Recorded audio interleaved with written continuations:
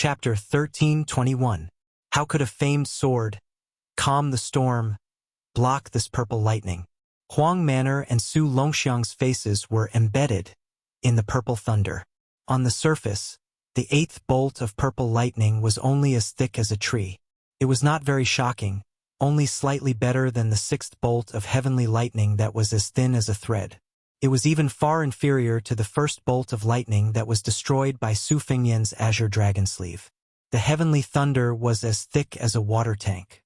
However, Tantai Pingjing and Dong Tai, who were watching from the side, knew very well that this purple thunder was enough to peel off hundreds of heavenly thunder, which was as powerful as the sixth heavenly thunder.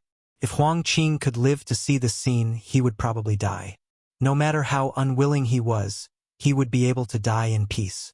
This was Su Longxiang's real strength after entering the celestial state. With such terrifying strength, any qi cultivator would feel that it was intolerable. A figure suddenly appeared beside the youth. It was an old man in a yellow and purple Taoist robe.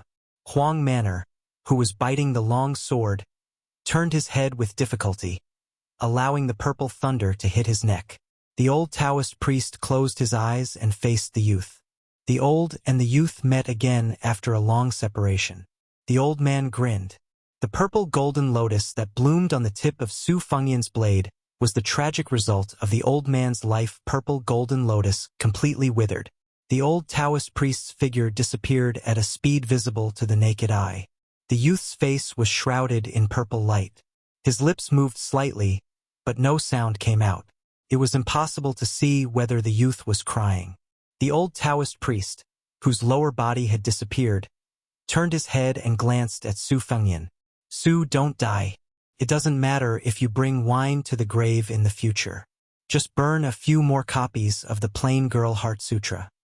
Disciple, I just reincarnated first. In the next life we'll be master and disciple. Also, there are so many hawthorns on the mountain this year. It's a pity that you're not here. Without your help, I can't finish all the hawthorns I picked." The old man turned his head to look at the young man. It was as if he had returned to the dilapidated Taoist temple at the foot of Mount Longhu. As usual, he rambled on and on. Finally, the old man pointed his finger at the sky and said angrily, "Huang Manor, F***ck, that heavenly tribulation. A heavenly master of a generation had passed away just like that." The youth, who had turned his neck to look at the old man, was struck by the heavenly thunder and lowered his head more and more. He tried to raise his drooping arm, wanting to reach out and grab his master to prevent the old man from leaving. But to no avail. The young man took a step forward. Suddenly, his abdomen vibrated like a drum, resonating with the earth and creating circles of ripples. When things are unjust, they cry out. Apart from the circle around the brothers and the dragon python, the ground within a radius of 5 kilometers instantly collapsed. However, at the turning point where Su Longxiang became braver with every setback, the true dragon, who was on the verge of death but didn't die in the specific realm, obtained a powerful new life, like rain after a long drought. After the two intertwined white lights approached the true dragon's head, they suddenly parted ways and then instantly crashed into the true dragon's lifeless eyes. The finishing touch. The true dragon opened its eyes. The true dragon's body, whose head had been separated from its body, propped its 4 dragon claws into the ground. The head that had been cut off by the cold blade swept back to the body, seamlessly and as before. The true dragon flew into the sky and disappeared without a trace. In the next moment, the true dragon's head poked out of the clouds and looked down at the world. Its tail was faintly discernible in the clouds 800 feet away. Tantai Pingjing said in a daze, "It shouldn't be like this, it shouldn't be like this. 1,000 feet, heavenly dragon." Su Fengyan turned a blind eye to this and muttered to himself, "I originally wanted to let you show up when I went to the ancient city of Luoyang." A drop of blood slowly fell from the gap of his fist. When the drop of blood was 3 feet away from the ground, Su Fengyan shouted softly and said in a low voice, "Please!" Dong! Like a drop of water hitting the quiet surface of the water, the sound was particularly obvious. The heavenly dragon, which was thousands of feet long, spat out a ball of heavenly thunder and rushed to the ground. A burly man appeared in front of Su Fengnian where the blood was dripping. His whole body was overflowing with golden light. Perhaps in the thousands of years of the Central Plains, there were hundreds of emperors and monarchs in the history books, but none of them could be mentioned in the same breath as him. He put one hand behind his back and stretched out the other hand, casually holding up the heavenly thunder. The burly man, who had his back to Su Fengnian, said calmly, "Pass a message to her. Just say, 'I'm guilty.'" Su Fengnian didn't say anything. He turned to face the south and squeezed out a second drop of blood. "Please again." A man who looked like a scholar appeared in front of Su Fengnian with a smile. He nodded and smiled at Su Fengnian. "Don't ask me where I'm from. Think about where I'm going and who I'm going to see. I'm the one who said this to Lu Dongshuan's sixth life. It's also for myself. Won't you regret it after today?" Su Fengnian pointed at his heart. The man smiled knowingly. His hair was white, but it didn't affect his incomparable elegance. He looked at a tall woman in the distance who was covering her mouth and sobbing. He said softly, "Silly big girl." Then he raised his palm with one hand. A bright moon slowly rose from his palm. The pale-faced Su Fengnian turned to the north and said in a low voice, "Please!" A beam of light suddenly descended from a height of tens of thousands of miles. It was a Jinwu Dharmakaya. However, it was different from the majestic scene on the Spring God Lake. This time, the appearance of the Jinwu Dharmakaya was full of an oppressive aura that went against the way of heaven. Above the 9 heavens, countless golden threads like fishing lines drew arcs and fell. They bounced up from the ground and wrapped around the limbs of the Jinwu Dharmakaya. However, even if this kind of appearance went against the way of heaven, not a single fishing line dared to appear near the head of the Jinwu Dharmakaya. However, the extraordinary flower-scattering fairies around the Dharmakaya were torn apart by the fishing lines that intertwined into a net. Dongtai didn't care about Tantai Pingjing's inexplicable loss of composure. His face was full of shock. He smiled bitterly and said, "Wang Xianji, you're a monster. But this guy is a madman." After Tantai Pingjing came back to her senses, she bowed respectfully. She sobbed and lowered her head.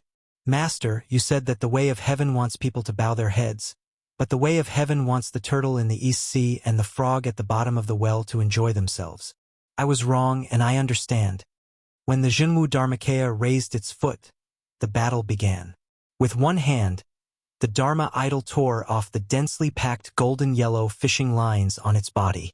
With one foot, it broke the purple lightning that was still relentlessly attacking the young Huang Man'er. The purple thunder broke into 2 pieces like a fishing rod. The Dharmakaya that took a step forward held the 2 pieces of purple thunder in its hands.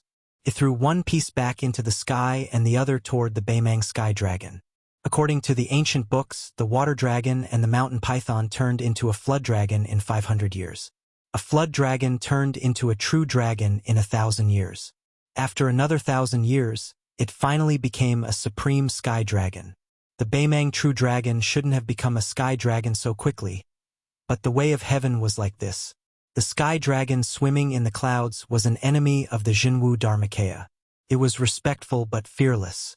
It stretched out its claws and pressed on the half of the purple thunder. The dragon's claws were penetrated by the thunder spear. The sky dragon lowered its head and broke through the clouds. It roared toward the ground and spat out another purple thunder from its mouth.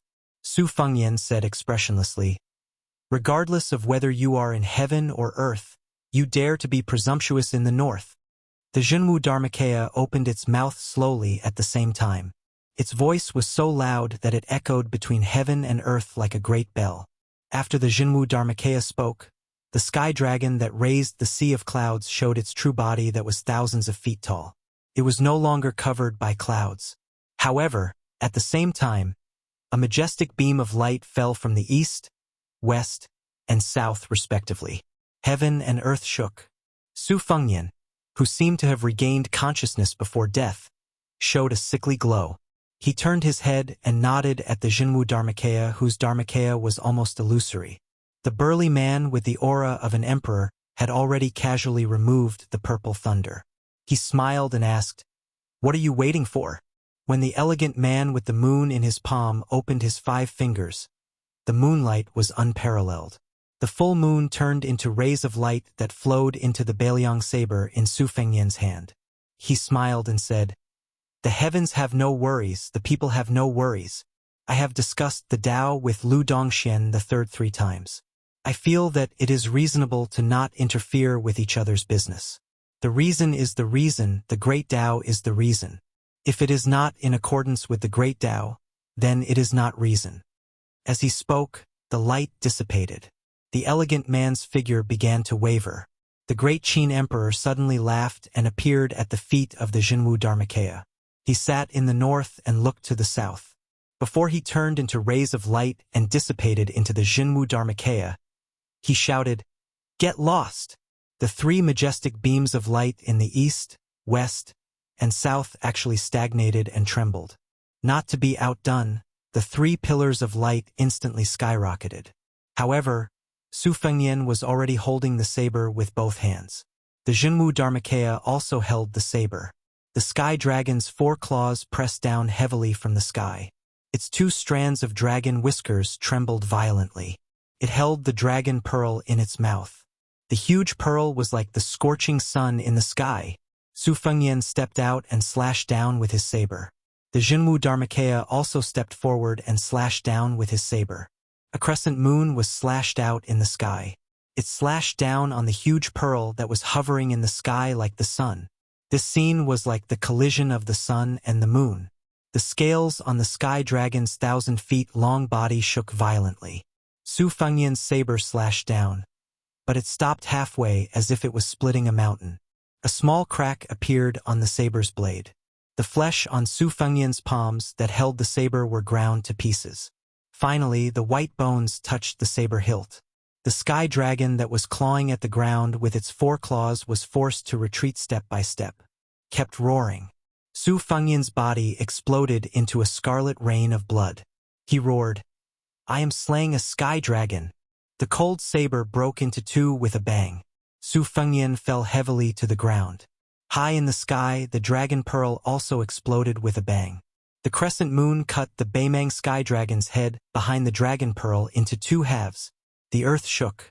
The huge white python that was far less than the 10,000 feet long sky dragon jumped up. It opened its mouth and swallowed the sky dragon's head and half of its body. After the giant python that had already swallowed half of the sky dragon's head pulled it to the ground, it continued to devour the last half of the dragon's body. Heaven and earth returned to silence. There were no more sky humans or sky dragons. The heavy snow finally fell without restraint. Su Fengnian slayed the dragon. The cold python swallowed the dragon. Chapter 13:22. Su Fengnian was sitting cross-legged on the ground, covered in blood. He looked even more battered and exhausted after the snow mixed with his blood. Su Fengnian gasped for breath, each breath seeming like it was tearing apart his internal organs. Out of the corner of his eye, he saw the broken Bailiang blade and wanted to retrieve it. However, he spat out a mouthful of blood as soon as the thought came to mind. At this moment, a snow-white creature with a strange tail slithered out from behind him. It was no more than 3 feet long and had a slender body like a snake. There were 2 horns on its forehead like a flood dragon, 2 whiskers like a carp, and 4 claws. It suddenly moved as fast as lightning and bit the broken blade onto Su Fengnian's leg. It raised its little head and wagged its tail at Su Fengnian as if it was asking for praise. Su Fengnian smiled and extended his hand. The little fellow suddenly turned its body and hovered motionlessly in the air, seemingly pretending not to see anything. Su Fengnian bent his finger and gently tapped on its head. The snake-like creature fell onto Su Fengnian's knee with a thud. First it pretended to be blind, and now it was playing dead. Su Fengnian, his face covered in blood, laughed involuntarily and said, "That bead is already shattered. Even if you swallow it, it'll take at least a few hundred years to completely digest it. It won't be of much benefit to you or me, but Huang Manor needs it to nourish his body and condense his soul. Spit it out obediently and I'll count to 3. In the end, when Su Fengnian counted to 3, the little fellow lying on his knee twitched on purpose. as if to express that it had died heroically in battle. Su Fengyan twirled its tail with 2 fingers and said helplessly, "As expected of my natal item. It's just like me when it's acting like a rascal. Fine, fine. I promise you that after we return to Liangzhou, you can eat all the koi fish in Tidehark Lake." The little fellow's head floated up to the same level as its tail and tilted back slightly. Its head and tail joined together to form a cute little circle, just like a lively dragon wall. It hesitated for a moment, then reluctantly opened its mouth and spat out a bead with visible cracks. It was as small as a grain of rice, but it radiated the brilliance of the sun and moon. After spitting out the pearl, the little thing was somewhat dispirited and listless. In a flash, it disappeared into thin air. Su Fengyan held the 2 sections of the cold blade in one hand and pinched the bead with 2 fingers in the other. He stood up with difficulty and turned to walk towards Su Longxiang. The young man stood there in a daze. The body of the famed sword storm calming in his mouth and his hanging arms had dazzling lightning swirling around them. Even Su Fengyan was shocked by his imposing manner. However, this kind of power was like a dynasty that seemed to be at its peak but was actually surrounded by danger and would collapse at the slightest touch. Su Fengyan didn't approach Su Longxiang, whose qi was extremely chaotic. He loosened his fingers and opened his palm. The broken dragon bead began to spin in his palm. Su Fengyan pushed forward and the bead slid out of his palm. However, it quickly bounced back. If Su Fengyan hadn't turned sideways in a hurry, he would have been hit by the bead. To the martial artists of Jianghu, this bead was an unimaginable tonic. Its effect of nourishing the essence, qi, and spirit was unparalleled. The bead probably felt Su Fengyan's resistance and could only spin around. To the spiritual bead, its choice of Huang Manor as the dragon cave was naturally far inferior to Su Fengyan, who was a natural matchmaker. Tantai Pingjing swept to Su Fengyan's side and asked with a complicated expression, "If you don't take what is given by heaven, aren't you afraid of being punished?" Su Fengyan said indifferently, "In order to withstand the sky thunder, Huang Manor sealed his heart acupoint. His 3 souls and 7 spirits are very unstable. Even if he becomes a celestial being, he will be no different from Gao Shulu who has lost her mind. Tantai Pingjing, if you help me, I won't fuss about your sinister intention of trying to take both dragon and python." Tantai Pingjing's mind was full of thoughts. She didn't agree or refuse. Su Fengyan suddenly smiled mischievously and said, "Then I'm begging you, blockhead, can you do it? At most, I'll return the Moonwell Sky Mirror to you later." Tantai Pingjing was stunned and looked absent-minded. It was unknown when Deng Tea had appeared beside the 2 of them. He chuckled softly and said, "You're still flirting at a time like this?" Tantai Pingjing turned her head and looked at the young man who was absorbing the qi of heaven and earth crazily. Her expression became serious. Deng Tea touched a sore spot and joked, "Yo, our sect master Tantai is at least 100 years old, and yet she can still act like a shy little girl. Look, her ears are red." Tantai Pingjing ignored the peach blossom sword god's ridicule and sighed softly, "Even if I help, I'm afraid it's too late. There's only one obsession left to become a celestial being. If I don't cut it, even if Dong Tai takes the sword and I send the pearl, it's meaningless. Su Longxiang still can't return to the human world. Moreover, whether I send the pearl or Dong Tai takes the sword, the price will be very high." Tantai Pingjing raised her hand and waved her sleeve. A breeze rolled up a handful of yellow sand and floated to the young man. The sand didn't turn into powder immediately. Instead, it shot into the lake like an arrow and slowed down bit by bit. However, in the slow process there was a kind of natural and unreasonable weathering. It was natural because the weathering of sand in the desert was a matter of course. It was unreasonable because under normal circumstances it wouldn't take a few years or even dozens of years for the weathering of sand in the desert. This strange phenomenon was like a toddler who had just learned how to walk. After one step, he would become a teenager. After a few more steps, he would reach middle age and old age until he died of old age. Dong Tai clicked his tongue in wonder and said, "This is the way of heaven." Tantai Pingjing said worriedly, "The so-called celestial being realm means to forget about the world without worries. When everyone is awake, I sleep alone. Just like what the saint said, lazy travels alone with the wind. How to wake Su Longxiang up is the most difficult part. Dong Tai smiled and said, "It's useless to talk about it. I have a sword." As he spoke, Dong Tai put two of his fingers together, raised them up, and then gently chopped down. If it was said that Su Longxiang's surroundings followed the rules of the heavenly Tao and formed a small kiliocosm of its own, and this part of the world was in chaos like a chicken egg, then Deng Tea's sword momentum was about to split open the world and split the chicken egg in half.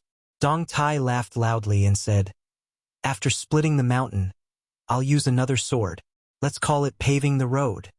The finger sword cut the mountain, and the mountain was about to close. Dong Tai then released streaks of sword aura between the mountains, forcibly blocking the gathering of the way of heaven. Dong Tai rode the wind and flew forward. After leaping over Su Longxiang's head, the calm wind ripple with purple lightning appeared in his hand. After the peach blossom sword deity went straight through the thunder pool of heaven, his figure went further and further. He knocked his fingers and flicked his sword. He laughed and said, "Splitting the mountain and paving the road, 2 swords in exchange for a good sword. We don't owe each other anything." Chapter 13:23. Almost as soon as Dong Tai took the first step, Tantai Pingjing took the bead from Su Fengyan and followed closely behind Dong Tai. The path was as narrow as a sword's length. Tantai Pingjing, dressed in white, followed Dong Tai and flew over Su Longxiang's head like a white phoenix. At the same time, she shook her wrist and slapped the bead into the young man's chest. When Tantai Pingjing landed in the distance, she felt as if she had walked through the gate of hell. She still had lingering fear, as if her soul was trembling. The feeling was even stronger than that of surviving a life and death battle. It was because she was a top chi trainer in the world and someone who knew the strictness of the natural law best that she felt the lingering fear. The reason was simple. If Zhang Julu, the Grand Secretary of the Imperial Court, was traveling incognito in Taiyan City, ordinary people could ignore him if they didn't know his identity. However, if an official working in the 6 ministries passed by the blue-eyed man, he would inevitably feel as if he was walking on thin ice. Dong Tai and Tantai Pingjing passed through the thunder pool one after the other. It happened in the blink of an eye. She turned her head and showed a shocked expression. The 2 mountains merged, but Su Fengyan was standing beside Su Longxiang. Tantai Pingjing knew that Su Fengyan went there with the help of the Yujing Sky Mirror, and he could also leave with the help of the Yujing Sky Mirror. However, the key was that in the middle of this trip, Su Fengyan was not going there to enjoy the scenery, but to wake up his younger brother Su Longxiang. Tantai Pingjing could be 10 years older or even a month later. Perhaps in less than half an hour, she would see a hunchbacked old man with white hair instead of a young king of Bailiang who was only in his 20s. Tantai Pingjing bit her lips. She could understand why Su Fengyan gave the bead to Su Longxiang. It was common for brothers to respect each other in the world. Although it was rare in the families of emperors, generals, and ministers, she was not surprised that Su Fengyan was willing to give the good stuff to Su Longxiang. Could even be said that Tantai Pingjing also thought that it was reasonable that Su Fengyan was willing to resist the heaven's punishment for his younger brother. After all, at that time, Su Fengyan still had the strength to fight. However, now the chi pond in Su Fengyan's body had dried up. What else could he do other than die? Tantai Pingjing could not suppress her anger. She suddenly opened her mouth slightly. Su Fengyan seemed to have only said one sentence to his younger brother, and then quickly retreated to the original place. He staggered out of the shaky Yujing Sky Mirror with a bright smile on his face. Tantai Pingjing did not think that one sentence could wake up Su Longxiang. One sentence could break the heaven's law. However, the scene that followed made her believe that rules and reason really didn't work on this pair of brothers. The youth opened his eyes, turned and ran to Su Fengyan. He lowered his head and crouched down, gently carrying the exhausted Su Fengyan. There was a sound of horse hooves in the distance. It should be the 2,000 dragon elephant army that arrived late. Of course, even if this cavalry army arrived early, they would only be caught in the crossfire without any power to retaliate. Tantai Pingjing came to the side of the 2 brothers. She glanced at Su Fengyan's hands on his younger brother's neck. His palms seemed to have been cut clean by a knife, revealing the shocking white bones. She softly reminded, Wang Xianji's disciple, Lu Huang, is here. In the distance, in the wind and snow, there was a wooden man with an ancient sword Bodhisattva barbarian at his waist. The exhausted Su Fengyan had an indifferent face. He smiled and said hoarsely, Lu Huang is here to watch the show. If he really wants to take revenge, he will honestly wait for me to recover my strength. If he is willing to kill a weak enemy, then Lu Huang is not Wang Xianji's disciple. Tantai Pingjing sneered, Lu Huang can wait for that day? Su Fengyan glared at her and said weakly, How can you talk to your master like that? Tantai Pingjing seemed to have been touched. A trace of indistinct murderous intent appeared. Su Fengyan knocked Huang Manor's shoulder with his chin, indicating that he should ignore this woman. Tantai Pingjing's meaning was to ask whether Su Fengyan could return to the peak. This peak obviously could not be the time when he fought Wang Xianji, nor could it be the time when he was invited 3 times. It was before he withstood the last sky thunder. At that time, although Su Fengyan did not have Gao Shulu's physique, he had abundant spirit. Su Fengyan did not want to answer this question directly because he did not have the confidence in his heart. After this battle, he completely separated himself from his previous life. The disadvantage was that he did not have any trump cards. The advantage was that Beiliang would not have any twists and turns because of Su Fengyan's luck. On the other hand, Su Fengyan had a life item and was already closely related to the fate of Beiliang. Once Beiliang was broken, he would certainly die. In this regard, Su Fengyan did not worry about personal gains and losses. He could save Huang Manor and let his younger brother have no worries. Today's big deal was a profit. Doing business with God without any pretense of cordiality, not only did he not lose everything, but he also made a little profit. This was a technical job that made Su Fengyan feel proud of himself. After the battle, Su Fengyan was a little sleepy and his eyelids were fighting.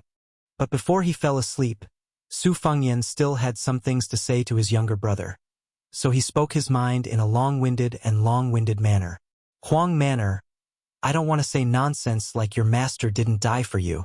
The old heavenly master sacrificed his life for you. You feel guilty, but I feel the same way. When old Huang left Beiliang for Martial Emperor City, I also thought that because old Huang was a sword fanatic, he went to the Eastern Sea to prove the 3 words, 9 swords Huang.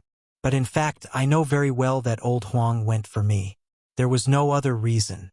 Perhaps he wanted to tell me that if Su Fengyan did not have Beiliang in the future, there was still the martial world to think about. Perhaps old Huang felt that the first time I walked the martial world with him, he did not give me any face and wanted to leave in glory again. Perhaps, who knows? In short, old Huang left. Just like the old heavenly master, he couldn't escape death in his lifetime. But for us, he died a long time ago. You wanted to kill a few more experts for me. I understand your thoughts, but you didn't do it well. More accurately, you did it in a complete mess. I rushed here to fight this and that, and I really didn't have time to beat you up. Otherwise, I would have already beaten your butt. I want to beat you up now, but I really don't have the strength. When I was young, I clearly did something wrong, but I still liked to argue with Su Xiao. I felt that it was a very satisfying thing, and I was afraid that our father would scold or beat me. After the incident, I always felt that I was a man. But when I grew up, I realized that it was wrong. Huang Manor, don't learn from me. Su Fengyan's nagging voice was getting softer and softer. Su Longxiang didn't interrupt from beginning to end and carefully carried his older brother on his back. When he was young, he had already revealed his innate divine strength. He would often carry his older brother up and down Mount Qingliang. Occasionally, his older brother would even pull a kite in his hand. The big sister, who loved to join in the fun, would run behind them and shout happily, "Fly, fly, fly!" Huang Manor said softly, "Big brother, don't sleep." Chapter 1324. A large group of people were kneeling in the corridor of a secluded building located in the corner of Shijing's inner court. Not far from the building, there were many corpses lying on the ground. They were all Beimang's most valuable qi cultivators. An old woman in a black robe and a white fur coat stood under the eaves.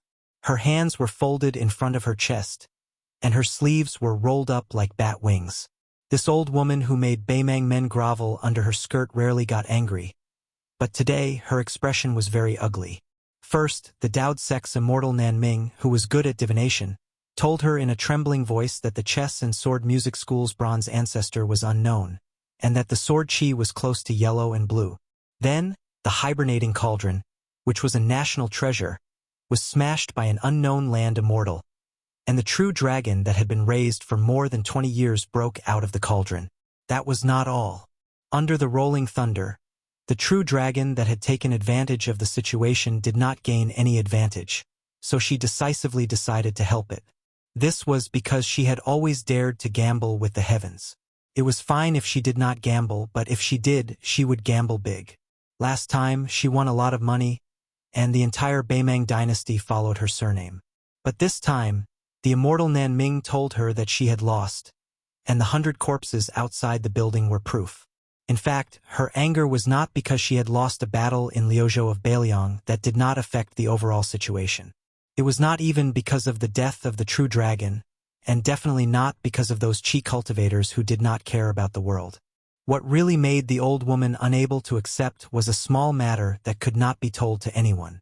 When she was at the lowest point of her life, she lost to an unknown brute of Liaodong. When she was at the peak of her power, she lost to his son. The peace warrant stood beside the old woman, and the old man was the only Baimang official who still dared to stand. She finally spoke.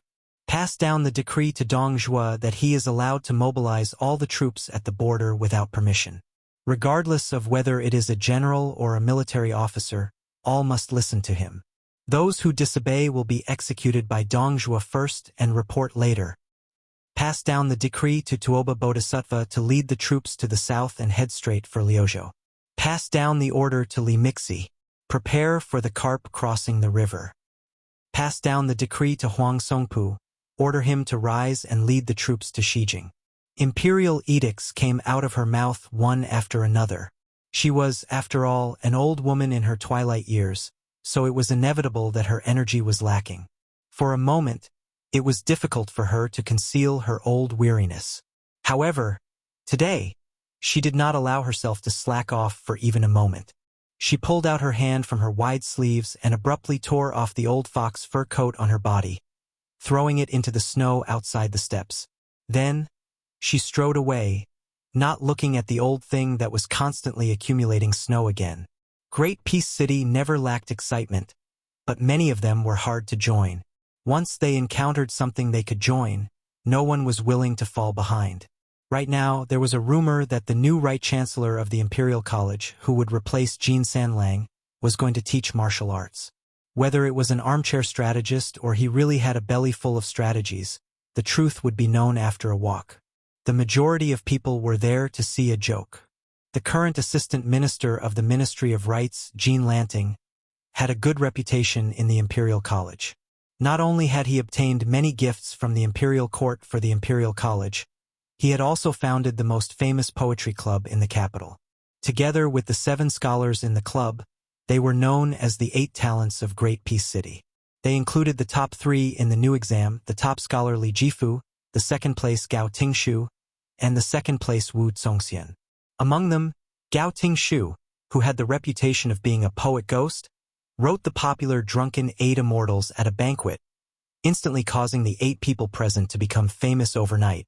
The 8 talents of Great Peace City came from different backgrounds, like the difference between heaven and earth, but they often sang poems and showed the elegance of scholars.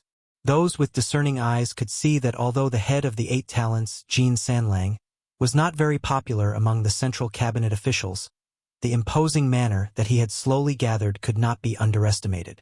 A provincial pawn called Sun Yin had made an exception to fill the empty position of the Right Chancellor, which was especially abrupt and rude. What was even stranger was that this person did not have any solid backing. Therefore, Sun Yin's rampage, entering the imperial court with the local official Su Gong as the assistant minister of the Ministry of War, and Chun Wang's meteoric rise, became the 3 surprises of the capital's officialdom at the end of the first year of the auspicious talisman, extremely eye-catching.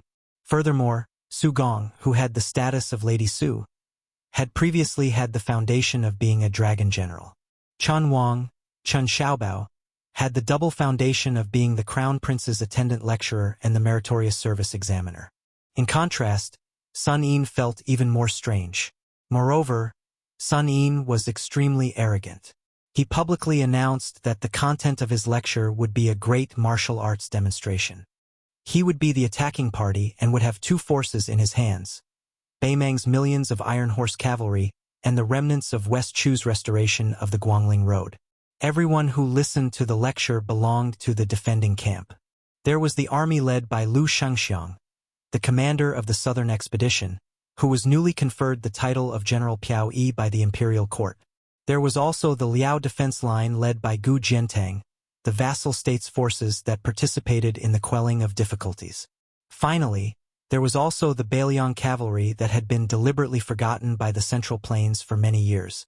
This could be said to be an unprecedented battle of words.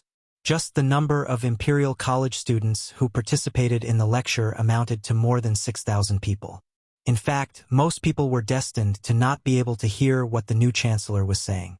However, there was no need to worry. Very soon, there would be people from the front to the back to pass on the message, layer by layer, like waves after waves. The students who rushed to occupy the seats early all sat on the ground. Those who came later could only stand. Those who came later had to stand on their tiptoes and stretch their necks. After that, they had to stand on benches and chairs. However, in the best position not far from Sun Quangtu at the front, there were many simple but thick praying mats placed there. There were about 30 of them. Those who were qualified to sit on the praying mats were really honorable. Among them, the leader was the first prime minister of Liang Imperial Court in 30 years, the head of the secretariat Qi Yanglong.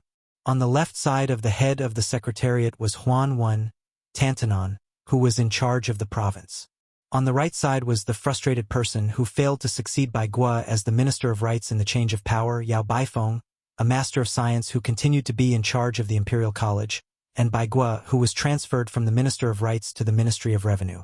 There was also a certain member of the imperial family who was particularly proud of his success in the middle of winter. Yes, it was the Prince of Chai who swaggered into the capital with the help of his good son-in-law. This long martial arts lecture went on from noon to dusk. There was no sign of it ending, but no one left. In fact, there were even a lot of new faces coming in. There was a sea of people.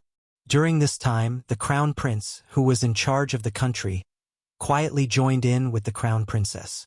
Soon, the old minister of the Ministry of Personnel and the new assistant minister of the Secretariat, Zhao Yuling, broke through the crowd without hiding his identity and joined in. He sat on a newly added praying mat. Compared to Zhao Yuling, the Prime Minister, Yin Maochun, who had been promoted from the Chancellor of the Hanlin Academy to the Minister of Personnel, was much more reserved and low-key. He arrived at the Imperial College with a light carriage and stood side by side with Chun Wang, who was young enough to make one's hair stand on end. He couldn't see or hear anything. However, these two could be called important officials of the central government.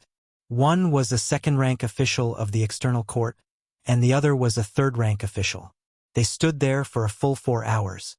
Because they stood at the very back and didn't have any retinue to protect them. They also didn't wear purple official robes. On their left and right were ordinary students of the Imperial College who studied hard. No one knew that there were two important officials of the court standing right in front of them. They only thought of them as ordinary Confucians of Great Peace City. The Imperial College continued to be noisy and lively. It became the hot topic of discussion in the capital. The restaurants and tea houses outside the Imperial College were even more crowded, waiting for the results of the debate to be revealed. There were constantly scholars running onto the street to report the real-time situation. Chapter 1325. However, in the almost empty Hanlin Academy, two travel-worn old faces appeared. One was Mr. Yuan, who had been depressed for many years, and the other made the official on duty almost roll his eyes. When the two teachers of the Song family dominated the literary world, the official was praised by everyone, both in front of and behind him, for being a young phoenix of the Song family. Now, not only were the two teachers dead, there was no glory to speak of. Who did not know that the Song family, which had been endlessly glorious, certainly had no chance to make a comeback? A featherless young phoenix was worse than a chicken. Who would be willing to treat Song Kelly, who was demoted to a poor county magistrate, as a scallion? If such a cold stove could still make a comeback, I would eat all the ashes of the stove. This 7th grade Qinglu official did not put on too much airs. After all, Yuan Huangmen, who had gone out to visit his relatives, still had a position in the Hanlin Academy. They would see each other frequently. There was no need for him to lose the merit that he had accumulated over many years for Song Kelly. Yuan Pu, or Yuan Benshi, the master of the Emperor of Liang, sat down in his room. His half-inch-long tongue was naturally unclear. Don't you want to go to the Imperial College? That's the place where your Song family rose. Song Kelly, who had traveled with Mr. Yuan, shook his head and said calmly, "It's useless to revisit the old place." Yuan Bunshi was silent for a moment and said slowly, "Chun Wang, Sunin, will be your political enemy from now on. They won't lose to you in terms of achievements and knowledge. But they took the initiative to come out in the open. This is your biggest disadvantage, but also your only advantage."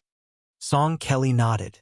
In the dusk, in the yamen of the Zhao family, which was not far from the Hanlin Academy, a tall old man with purple beard and blue eyes walked to the Imperial Street alone. He stood in the middle of the most magnificent and wide street in the world, with his back to the gate of the Imperial City, and looked at the sky in the south. The old man remembered a chance encounter when he was young. At that time, that man was also very young, and at least he wasn't crippled. At that time, he was deliberately forced to stay in the Hanlin Academy by his master, and his best friend was already in charge of the Ministry of War. The other Jinshi of the same year also had a bright future. It was a time when the literati were overwhelmed by the military. 10 years ago, literati were like performers who could only answer to the generals in the imperial court. If it was a few decades ago, the dynasty was full of warring towns and people were divided into territories. Literati couldn't even answer to the generals. If they didn't flatter the right people, or if they flattered well but were misunderstood by the generals, they might be beheaded. In such a dynasty, not to mention the orthodox Great Chu of the Central Plains, even Dongyue, who was willing to be slaves to the Great Chu, was qualified to laugh at the northern neighbor as a group of uncivilized barbarians, not to mention the orthodox Great Chu of the Central Plains. Because of his purple beard and blue eyes, even the barbarians of Liang, in the eyes of the Central Plains people, had to mock and ridicule him. It was a gloomy day in late autumn when a certain scholar's life was finally getting better. He went to the Ministry of War to ask his friend to open the back door and borrow a map of the two vast territories. When he got the map as he wished, it was raining heavily. He didn't dare to let the rain wet the map, so he had to take shelter under the eaves of the yamen. But the heavy rain didn't stop, so he could only wait patiently. Then he saw a young man arrive with an umbrella and a small wooden chest in his hand. He didn't like this person because he had a strong warrior's aura. Judging from his attire, he was probably a military officer with a surplus rank who the imperial court turned a blind eye to. The Ministry of War's yamen courtyard was deep and had several entrances.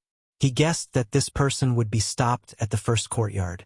As expected, the guy was stopped at the first courtyard, so he didn't pay much attention to him. But when he was waiting for the rain, he occasionally turned his head and glanced at him. He saw the ordinary-looking young warrior standing alone in the heavy rain, his umbrella by his feet. There was also the open chest, shining with white light, which should be silver. But this little bit of silver was nothing in the eyes of the old master of the Ministry of War, whose appetite could swallow the sky. It was just a matter of drinking with 3 or 4 colleagues. He vaguely heard the words of the young man who was refused entry, which were repeated over and over again. "I, Su Shao, promise you with my head, just give me 1,000 soldiers a month. Just 1 month, the next time I visit you, I will have someone bring 10 chests of gold." The rain continued to fall. He heard the young man in the courtyard speak loudly and compromise constantly. From 1,000 soldiers it was reduced to 800, then to 500. And the chest also increased from 10 chests to 20 chests, then to 30 chests. When the rain finally lessened, perhaps because the old men of the Ministry of War who were leisurely drinking tea and chatting felt that it was about time to go home, There were groups of 2 or 3 important people who walked out of the courtyard one after another. They chatted and laughed, not looking sideways as they brushed past the young man. Later, a manager finally took a look, but not at the young man who was asking for soldiers and horses. Instead, he looked at the silver soaked in rainwater in the chest. He let out a snort of laughter and seemed to say something sarcastic, but at the time, he was hiding from the crowd at the door and did not hear it clearly.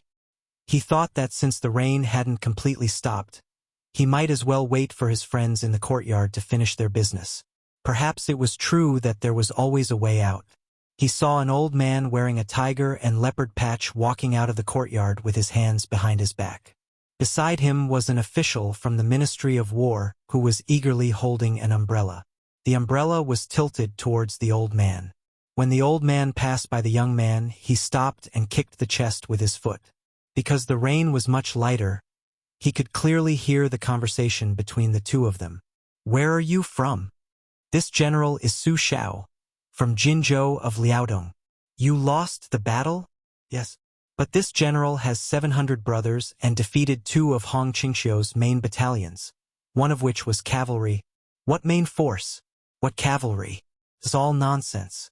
A loss is a loss. This official will only ask you one thing. This official will treat it as a small gamble for fun and give you some men. But can you really earn back your losses?" "Yes." "Well, fine. This official will give you a tiger tally. You can go to the right guard and transfer 300 men. As for the chests, by the way, how many did you say you carried?" "Sir, it's 30. 30? 50. Oh, you're quite smart. Fine, this official will give you 300 men. Remember to bring the chests directly to my residence later." "Thank you, sir. This general will live up to your kindness." "Oh, I almost forgot. What's your name? This official doesn't want to not know who to look for when I want to kill someone." "Su Xiao of the Jinzhou Battalion." Finally, the big boss from the Ministry of War walked out of the Yamen gate. Beside him was the official who held the umbrella for him with one hand and carried the chest with the other. He saw the young general standing in the rain with his fists clenched. His back was straight, but there was an extra tiger tally in his hand. The young man put the tiger tally into his pocket, bent down to pick up the umbrella, and turned to walk to the gate. He had already looked away when the young general picked up the umbrella. He looked down and faced the south. The latter didn't rush to open the umbrella. Instead, he stopped under the eaves of the gate and seemed to see him. He took the initiative to ask with a smile, "Are you still waiting for the rain to stop?" He stared blankly for a moment, then nodded. Then that fellow grinned at him and threw the umbrella over without giving him a chance to refuse. He walked down the steps in large strides, stepped into the mud, and gradually walked away. That day, Zhang Julu remembered the name of that young warrior. Su Xiao. That year, the era name of Eternal Hui hadn't been used. Of the 2 young men he met, one wasn't the powerful Grand Secretary of the Imperial Court, and the other wasn't a great general with unconferred merits. Nor were they political enemies who had no dealings with him. At the end of the first year of Auspicious Talisman, only Zhang Julu, an old man, was left. The old man standing on the imperial road slowly came to his senses. He smiled and muttered to himself, "I don't like to drink. If I can meet you underground, I'll have to buy you a drink. But before that, let me hold the umbrella for Bailiang. Not for you, Su Xiao, but for the people of Bailiang and Liang." At the end of the auspicious year, Emperor Zhao Tuan returned to the capital. The Imperial Censorate and the 6 departments jointly impeached one person. Grand Secretary Zhang Julu of Liang issued an edict and the Imperial Court announced the 10 great crimes. The Emperor issued an edict to execute 9 generations. Chapter 1326. In Xiangzhou, where Guangling Road and Nanjiang Road intersected, it was famous because of a relatively young apricot alley. On both sides of this alley were courtyards in Jiangnan. Although they were not grand, they were exquisite. The residents were not high-ranking officials or dignitaries, but scholars who had fallen on hard times and did not participate in Hongjia's escape to the north. There were survivors of West Chu who lived in seclusion, and there were also disheartened teachers from Shangyin Academy. When these scholars settled down, they were really short of money and could not build any large residences. The mansion of the Fan family was located in the deepest part of Apricot Alley. The Fan family was once a wealthy family in the southern Tang.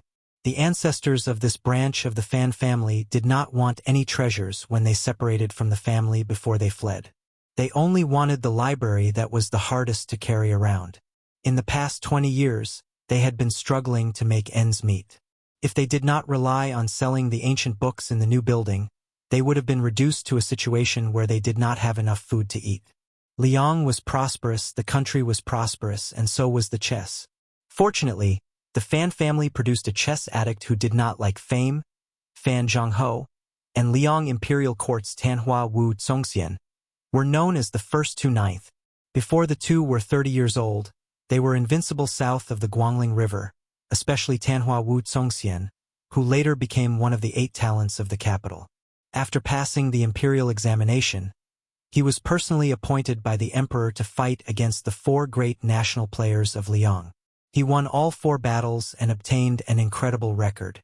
Fan Zhongho, who had a slight advantage in the battle of first and second, was vaguely the number 1 player in Liang's chess world and received the new title of Fan Tendan. The Apricot Alley, where Fan Zhongho lived, was bustling with carriages and horses. However, this chess addict had been refusing visitors. Fan Zhongho, who was gentle and generous on the chessboard, seemed to be particularly unapproachable in real life. The Fan family's library was in the Relief Heart and Begging for Forgiveness pavilions. The Begging for Forgiveness pavilions had 3 floors on the top of the mountain, with 6 rooms each. There were corridors in the front and back, and in front of the building was a square patio. It covered an area of 3 mu and was paved with green bricks. Not long ago, Fan Zhongho, who had just become the head of the Fan family, set a number of strict rules for the collection of books. Among them, there was a rule that no books could be collected from the cabinet. Women with different surnames and surnames were not allowed to enter the cabinet. The keys to the cabinet were controlled by the first son of the family. Today was a warm winter day, suitable for drying books to get rid of mold and dampness. An elegant-looking man in a green robe took out handfuls of printed books from the attic and spread them out on the green brick floor of the courtyard in front of the Seeking Forgiveness pavilion. He did it himself and did not let the servants do it for him. A young girl whose cheeks were flushed red from the sun was squatting on the ground, casually flipping through the books. She wasn't reading with great interest, but was frowning. Looking at her back, the man smiled and stretched. He caught a glimpse of a huge figure sitting on the edge of the patio, where sunlight and shadows intersected, silently. The man's happy mood was clouded. The way this tall giant had visited the Fan family was extremely shocking. He hadn't presented a name card or knocked on the door. Instead, he had fallen from the sky and smashed into the pond in the Fan family's backyard. At the time, Fan Zhongho had been playing chess with someone and had sunk into a long and exhausting thought. The person playing chess had him bring the visitor. Fan Zhongho ordered the servants in the family who heard the noise not to make a sound. Then, this tall and burly man, like a celestial being, had been inseparable from the old and the young, never speaking. It was Fan Sherdwan. The man walked to the old man's side. The old man was sitting on a small stool. In front of him was a gold-threaded Nanmu chessboard. At his hand was a small cup of white salt, a plate of crisp white radishes, and a bowl of white rice. After the tall golden-skinned guest had appeared, the old man had laid out the game in front of him. Then he hadn't placed a piece, saying nothing. Unless the young girl spoke to the old man, even if Fan Zhongho said something, the old man would be too lazy to respond. Fan Zhongho was standing behind the old man, facing the chess game that had already been set up. His heart was full of suspicion.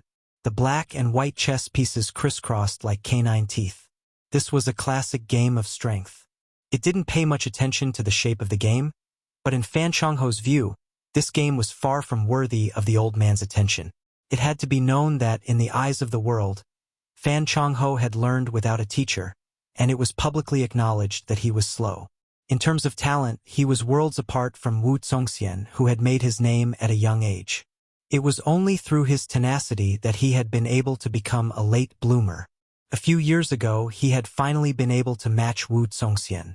But of course, Fan Changho had a master, and it was Huang Longsher of the spring and autumn chess armor. If not for this, Fan Changho's late bloomer would have been 20 years later. In today's world, the 9th Dan was the highest level of Go.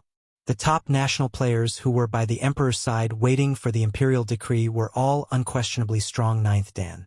There were also some experts in the countryside who possessed the strength of 9th Dan, but they weren't necessarily strong. As for the princess of Beiliang, Su Weisheng, who had become famous for her studies at the Yin Academy, there was a saying called Su Shi and 13. Su Shi said that this woman's strength was far beyond a 9th Dan expert, and she was fully deserving of the title of Great 10th Dan. Su Shi-san said that she was often able to play the unfathomable and marvelous moves of the 13th Dan. Therefore, she could be considered a first-rate Go master on the same level as Chao Guanzi of West Chu. Fan Changho admitted that he could barely bear the title of 10th Dan, but when compared to Su Weisheng and Chao Changqing, there was a huge gap of 1 stone. As for comparing himself to this master in front of him, this was a pleasant reunion between master and disciple. His master had given him 2 stones, but Fan Changho still lost all 10 games. The old man stared at the chessboard. He picked up a pinch of salt and sprinkled it on the radish. He asked, "Yuetian, do you still remember what I said to you when we played our first game of chess?" Fan Zhongho, who was known by the courtesy name of Yuetian, replied respectfully, "Master said 2 things. One was that true skill lies outside of chess. The other was that no matter how good you are at chess, it's all there is to it. There is a world of difference between knowing how to play chess and knowing how to behave." Huang Longsher, the number 1 devil of the spring and autumn period, grunted in agreement. He chewed on the bland and slightly salty radish.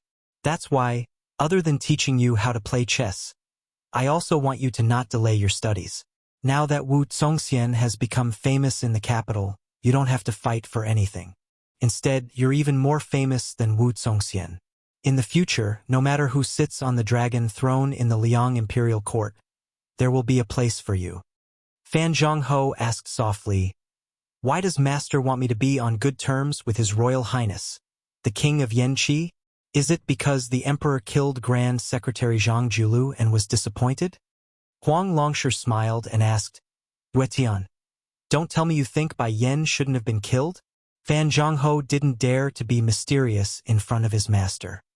He said frankly, even if the Emperor wanted to pave the way for Crown Prince Zhao Zhuan, killing Zhang Julu alone would be enough. Killing all 9 of his family members would be too much. Huang Longsher smiled and said, "Let's not talk about the importance of the matter. First, tell me why Bai Yan was a dead end." Fan Zhongho walked to the opposite side of the chessboard and sat upright. He said in a deep voice, "Grand Secretary Zhang Julu promoted the imperial examination and opened the Dragon Gate for the poor children. Moreover, under Zhang Julu's protection, people like Yin Maochun and Zhao Yuling appeared. Not only were they capable officials, but under the protection of Zhang Julu, they were able to smoothly soak in the officialdom for many years. They became more familiar with the emperor's thoughts and the rules of the imperial court. They knew how to protect themselves and also knew how to accumulate power while leaving their names in the annals of history. These officials were different from those loyal officials in the spring and autumn period who were willing to die if the emperor wanted them to. Even if the emperor wanted them to die, the officials didn't have to die, but they weren't willing to commit suicide. In the future, there would be a continuous stream of poor and important officials. Since they were born in the marketplace, it didn't matter if they lost the family property they had accumulated over decades. At certain moments, they weren't like the deep-rooted children of the aristocratic families. They were more willing to sacrifice themselves. Zhang Julu was the creator of the spring of Yonghui and the instigator of the poor people wearing purple and yellow. This is death. Huang Longsher grabbed a handful of white rice and stuffed it into his mouth. He smiled slowly and said, "It's far from enough. The Crown Prince Zhao Zhuan is going to ascend the throne. If nothing unexpected happens, he will be an emperor in a time of peace and prosperity. He won't have any military exploits. But if the imperial court has Zhang Julu for civil affairs and Gu Jiantang for military affairs, it will be extremely difficult for the new emperor, Zhao Zhuan, to convince the masses. The current Son of Heaven has continuously tested the Grand Secretary Darren, Jean Lanting's impeachment, the great General Yang Xinxing's mentioning of the loyal lie of Jizhou's Han family, making an exception to promote Chai Juanwang's son-in-law Chen Wang, summoning Qi Yanglong to the capital, reactivating the Hall Secretariat's subordinate provinces to contend with the Minister of Shangshu. Various methods have been pressing on the Grand Secretary step by step.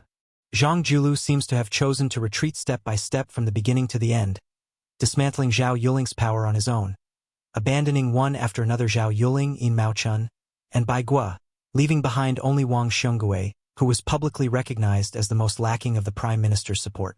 Even when the last pillar of Zhonglu, the Minister of Revenue Wang Xiongui, was demoted to Guangling's magistrate and left the capital, Zhang Julu still didn't make a sound. Speaking to this point, Fan Zhongho paused for a moment.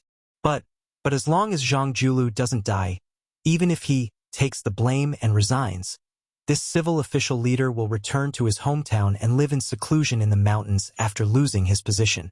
Then Grand Chancellor Qi Yanglong, who was originally used to contend with Zhang Julu, will be in an awkward position.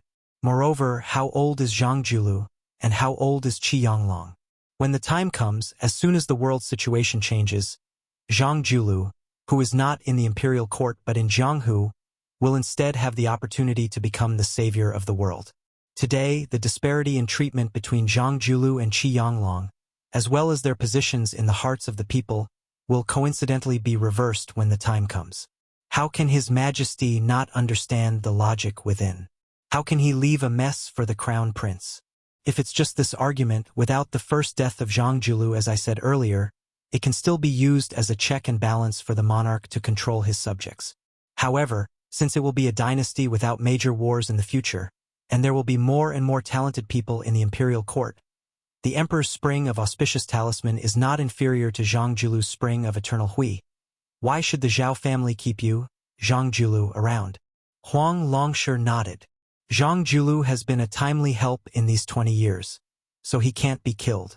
In the future, he can only be the icing on the cake. His tail can't be removed, so he can indeed be killed earlier. This is also considered death. 2 of them are dead. Continue. Chapter 1327. Obviously Fan Zhongho had a card up his sleeve. He had already prepared a bellyful of drafts. Without any pause to ponder, he spoke tirelessly.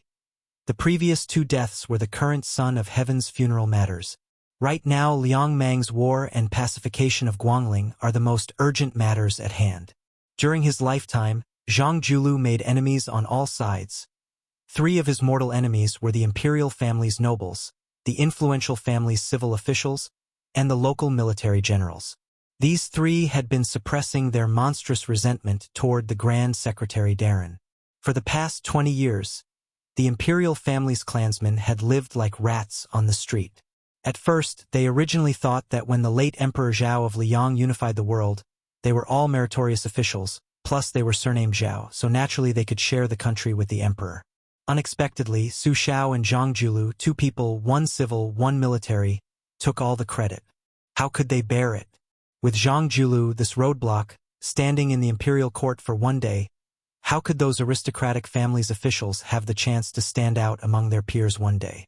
The more selfless Zhang Julu was, the more difficult it was for this group of people to obtain benefits for their clans. At that time, Zhang Julu wanted to make a bold and decisive move to control the officials, the salt administration, and the transport of grain, 3 things, bumping into each other. The old Shangshu of the Ministry of Works did not hesitate to offend the Grand Secretary Darren to stand up for him and obstruct him from within. Who did the old Shangshu stand up for? Naturally, it was for the civil officials of this large group of clans who were entrenched in the local areas. The struggle between civil and military officials is the usual practice of the previous dynasties. Zhang Julu could rely on his skill to settle the arrogance of the party and government, but using Guangling's Jingnan's overt plot, seizing the opportunity to continuously weaken the vassals and suppress the military, Yan Jinchuan, Yang Xinxing, several major vassal kings, all became chess pieces whose strength was damaged. Those generals who held military power in their hands could not bear it. The emperor killed the evil man Zhang Julu, letting the three factions vent their resentment. It could be said to be killing two birds with one stone. Afterwards, the new Son of Heaven appeased the people. It could be said to be killing three birds with one stone. Huang Longshi's expression was calm as he said, "This is also death. But there's one thing you didn't tell me. The reason for this death is that if Zhang Julu is removed from office when he's at the peak of his power, then the three enemies of Zhang Julu who have been holding grudges against him for a long time can be considered to have vented most of their resentment. Anger is easy to vent but difficult to gather. In the future, if they want to fight with green eyes again, it will be difficult for them to have the determination to fight to the death. If they fight with green eyes with this mentality, even if they have the support of the new emperor, they will still be easily defeated by Zhang Julu, and the Green Party will be divided and conquered." Fan Zhongho said solemnly, "This disciple understands." Huang Longshi reached out to grab the few remaining radishes. He glanced at his disciple who had won the title of Buddha in the chess world and asked, "That's it? Compared to your Xiao Shidi in Xiang Fan City, the difference is too great." Fan Zhongho smiled and said, "It's one thing for Zhang Julu not to form his own clique and cut off his own wings, but he also deliberately parted ways with his biggest helper, Tantanon, completely reducing himself to a loner. If not for this, how could those ignorant scholars have the guts to throw the letter of accusation in front of Zhang Julu's door and fish for compliments? This scene was exactly the same as when a scholar with a scholarly title had to scold Su Xiao for being a butcher. If Huan stood firmly by the Grand Secretary's side, forget about this group of hot-blooded scholars. Even Jin Sanlang wouldn't have this kind of boldness. Without Huan, Zhang Julu will die again. Huang Longshi declined to comment. He only changed the topic. Squinting his eyes, he looked at the salt and the bowl of rice, and said with a laugh, "A famous scholar's romantic life is full of anecdotes. These anecdotes circulating among the imperial court and the common people are just like the scholar's salt. Just eating plain white rice is tasteless, you won't die, but you lack that kind of essence, qi and spirit." Earlier, when Liang was located in a remote corner, where the military town stood in great numbers, all day long the scholars were bullied by the martial artists until they were half dead. Naturally, there was not even a fart of anecdotes. Bai Yen was indeed extraordinary. In just one short Yonghui, there was already the Hanlin Academy's guard at the Yellow Gate who fell asleep drunk. The Son of Heaven personally draped a fur coat over her. Tantanon was warming wine in the forbidden area, discussing the world with a pot of wine. That's why I say, although the scholars of the world still have their knees bent, their waists can finally straighten. Fan Zhongho raised his head and glanced at the books sprinkled by the sunlight, sighing with emotion. The memory of a stray dog wandering from place to place when I was a child is still fresh in my mind. Those generals stationed at the checkpoint only recognize gold and silver. Making things difficult for me everywhere is one thing, but what I found most difficult to let go of was when they used their spears to lift up the book chests. The chests full of books, the lifeblood of scholars, were scattered all over the ground, wantonly trampled on. I think a world where books can safely bask in the sun is a good world for us scholars. After sighing with emotion, Fan Zhongho took a deep breath and said, "Zhang Julu cheated in the imperial examination. His eldest son embezzled fertile land, and the local clans and people fought over benefits. The evidence of his crimes is conclusive." Speaking to this point, Fan Zhongho laughed bitterly and said, "What a funny evidence of his crimes is conclusive. The latter too should be true, but if you say that Zhang Julu leaked the exam questions, I'm afraid everyone would find it absurd. Regardless of what the truth is, together with the Han family tragedy that implicated the old Grand Secretary, this is another death." Fan Zhongho's hands clenched into fists and rested on his knees, vaguely a bit angry. If that's all, then that's that, but among the 10 great crimes, there's actually the matter of colluding with the border army. Colluding with who? Tilting half the country's taxes to build the Eastern Front to resist Beimang. That was the outline of the country established by the late emperor. What crime did Zhang Julu commit? Huang Longshi shook his head and said, "This crime is the most cryptic. You guessed wrong, this crime isn't about Gu Jiantang, it's about Bailiang." Of course, there was also the intention of knocking down Gu Jiantang's hundreds of thousands of border soldiers in passing. After Zhang Julu took power, it seemed like he was advancing step by step, doing his utmost to suppress Bailiang's Su family, but in reality, that was all on the surface. The benefits that Bailiang's border army should have obtained didn't decrease. If it was someone else who became the Grand Secretary, the imperial court might be in a foul mood, but at the very least, Bailiang's side would suffer even more. This is Zhang Julu using the loss of the relationship between ruler and subject as the price, exchanging for a hidden stability for the dynasty's northwest. This, of course, is death. Fan Zhongho was stunned. He then stood up. Facing the north, he gave a heavy bow of respect. Chapter 13:28. Huang Longshi sneered. Do you feel more and more that Bai Yan didn't deserve to die? Don't be fooled by the fact that there are countless people secretly clapping and cheering for the chief minister's downfall. In fact, the truly discerning people, especially scholars like you who sincerely believe that the people are more important than the monarch, are all gritting their teeth in silence. Do you think that just because everyone seemed to be cursing Lame Su at that time, everyone really hated Bailiang? Bai Yan, Tantanan, Gu Jiantang, Yan Jinchuan, Lu Baijie, Lu Shengxiang, and Su Gong, and so on. Do you really only hate them and not respect them? You must know that at that time, Su Shao led Bailiang's personal cavalry to the south, leading Gu Jiantang's direct subordinate General Kai Nan to intercept the Su Fangyan at the border. A total of 60,000 men and horses. When faced with that old cripple, let alone fighting him, they directly knelt down and said, "This general greets the king of Bailiang," clearly in the ears of many officers and soldiers. Not only did he, who was entrusted with high hopes by the imperial court to reduce Bailiang's living space, but the 60,000 armored soldiers all had the same thought. They regarded seeing great General Su Shao from afar as the greatest glory of their lives. In the end, it was Su Shao who replaced Gu Jiantang to inspect the Gu family's armored cavalry. The civil officials in the imperial court were indignant in private, but the generals and soldiers all over Liang didn't feel that there was anything shameful about it. Su Shao is so domineering, he deserves it. Zhang Julu has a scholar like you silently in his heart, and Bai Yan also deserves it. Therefore, this is Bai Yan's death again.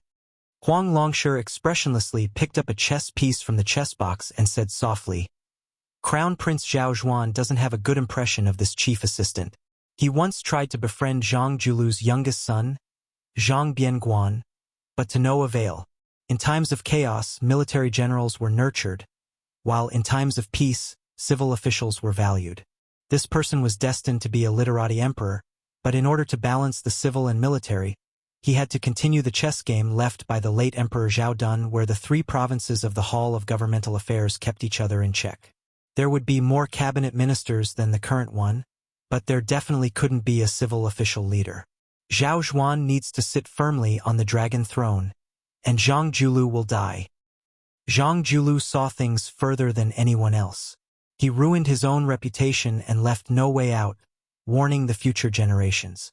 Bai Yan was very clear that in the future, the pattern of the literati ruling the country would be formed. The etiquette of not being punished by a doctor would be repeatedly mentioned by the civil officials. Since the first year of Yonghui, the Hall of Governmental Affairs has been the dominant power. Not to mention the 6 ministers, even the assistant ministers have not been beheaded. If the current trend continues, it will be even more difficult to kill a literati official in the future. There is a very interesting development in this, and that is the greed of the imperial family and the children of the powerful clans. They more or less pay attention to table manners, but the civil officials who were born poor, after shaking off the mud on their bodies, they become even more shameless and their methods are even more secretive. Bai Yan was obviously well aware of this, so this death was his own request. But in my opinion, the death of a chief assistant is really not very useful to the future generations who are deteriorating with each passing day. But it is precisely because of this that I, Huang Longshi, admire Zhang Julu's death the most. The Emperor Zhao Dun wanted him dead. Zhang Julu was willing to die, and he died again. This death is the most helpless of the scholars and the imperial family, but it is also the most romantic of the scholars who have a clear conscience. Huang Longshi, who had been holding the chessboard with 2 fingers from beginning to end, no longer said anything. The salt, rice and radish had long been eaten clean. Fan Zhongho said softly, Zhang Julu has a 90% chance of dying. Huang Longshi lowered his head to look at the chessboard and asked with a smile. They all say there is a 90% chance of dying. Do you think Bai Yan still has a slim chance of survival? Fan Zhongho shook his head. Everyone wants him dead. But he doesn't want to live. How can he live? Huang Longshi knocked the white chess piece on the northeast chessboard and even rearranged its position. Fan Zhongho was very surprised. When his master played chess with him, he always placed his chess pieces as if they were flying, not to mention deliberately rearranging the positions of the chess pieces that had already been placed. This was because Huang Longshi had said that once a chess piece was placed, it would take root. The world had always been so ruthless. Even if there were longevity pills in the world, there was no medicine for regret. This made Fan Zhongho, who had lost interest in the chessboard, curious again. He looked carefully. While he was focused on finding the answer, Huang Longshi bent down and grabbed a black chess piece from the box. He looked at the west side of the chessboard and drew a circle there with 2 fingers holding the chess piece.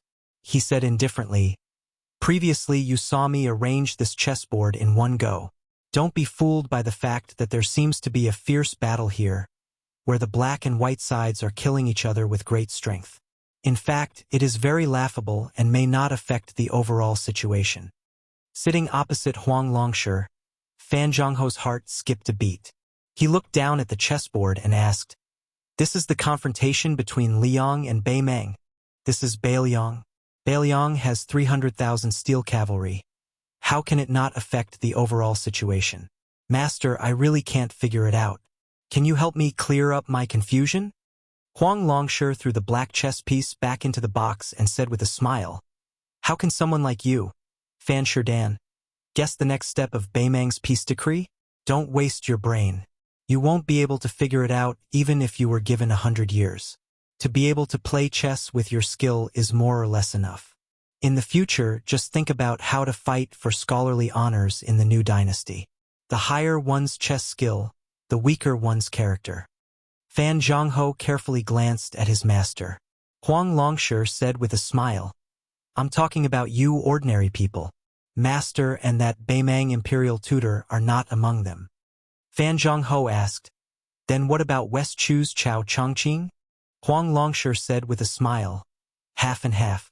Knowing what can't be done yet doing it, he's just a fool. Chao Chongqing's entire second half of his life has been fighting for a single breath. It's meaningless." A laugh came from the distance. It seemed to be mocking this old man for bragging and pointing out the world. Huang Longshi was somewhat embarrassed. Fan Zhongho, seeing his master deflated, wanted to laugh, but didn't dare. Huang Longshi stood up and walked over to the little girl who was still flipping through the book. He rubbed her head and sighed with heartache. "Daughter, don't find trouble with that bronze man in the future. You can't kill him." The old man picked up a book and walked over to the Bai Meng bronze man grandmaster, who had been thrown to the Guangling Road by Qi Xuanjun. But he was quickly squeezed between the two by Miss Hehe. Huang Longshi had no choice but to move his butt to the side. He stretched out his hand and placed it on the book, feeling the warmth of the sunlight. He said, "When I was young, I went to visit Qi Xuanjun on the demon execution platform. That great spiritual master said, 'Writing a book with a brush is not as good as the cool breeze flipping through the book.' I, Huang Longshi, didn't believe and didn't agree. Otherwise, this trip would have been in vain." The bronze man grandmaster didn't say a word. Huang Longshi turned his head and asked, "How much longer?" The bronze man grandmaster still looked straight ahead with lifeless eyes. This side of the courtyard of the begging for forgiveness pavilion returned to silence. Day after day, the whole world finally knew that the current Grand Secretary Zhang Julu had died in prison. At that time, the world remembered an old bastard who deserved to die but didn't die. It seemed that a long time ago, he had given the Grand Secretary, who was at the peak of his power, an unlucky prophecy. Sad New Year's Eve. At that time, everyone suddenly realized that all of the great demon Huang Sanjiao's assertions had come true one by one. New Year's Eve, the end of the moon and the end of the year, so it was connected to the end of the new year. The old year was thus removed, and a new year was exchanged. On New Year's Eve of the first year of auspicious talisman, Everyone in Apricot Alley, regardless of age, was burning lanterns to welcome the new year. The Fan family was the same. In front of the relaxing pavilion, the Bronze Man Grandmaster stood in the middle of the courtyard, looking up at the sky. The little girl and Fan Zhongho sat on the stone steps. The little girl's face. Fan Zhongho, on the other hand, was like a child, sobbing with his head lowered.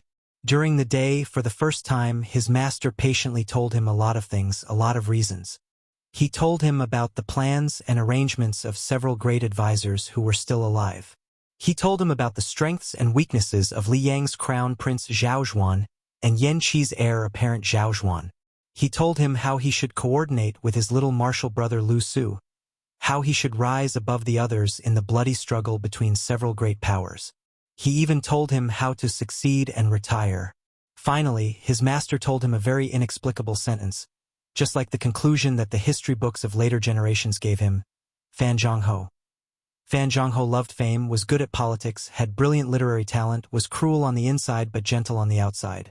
He was one of the 6 ministers of Li Yang's resurgence. In the pavilion, the old man who occupied the top 3 positions of spring and autumn held an oil lamp in his hand, quietly walking between the bookshelves. The wick of the lamp gradually burned shorter and shorter. As the new year approached, the wick of the lamp became shorter and shorter. The flame of the lamp flickered and was about to be extinguished.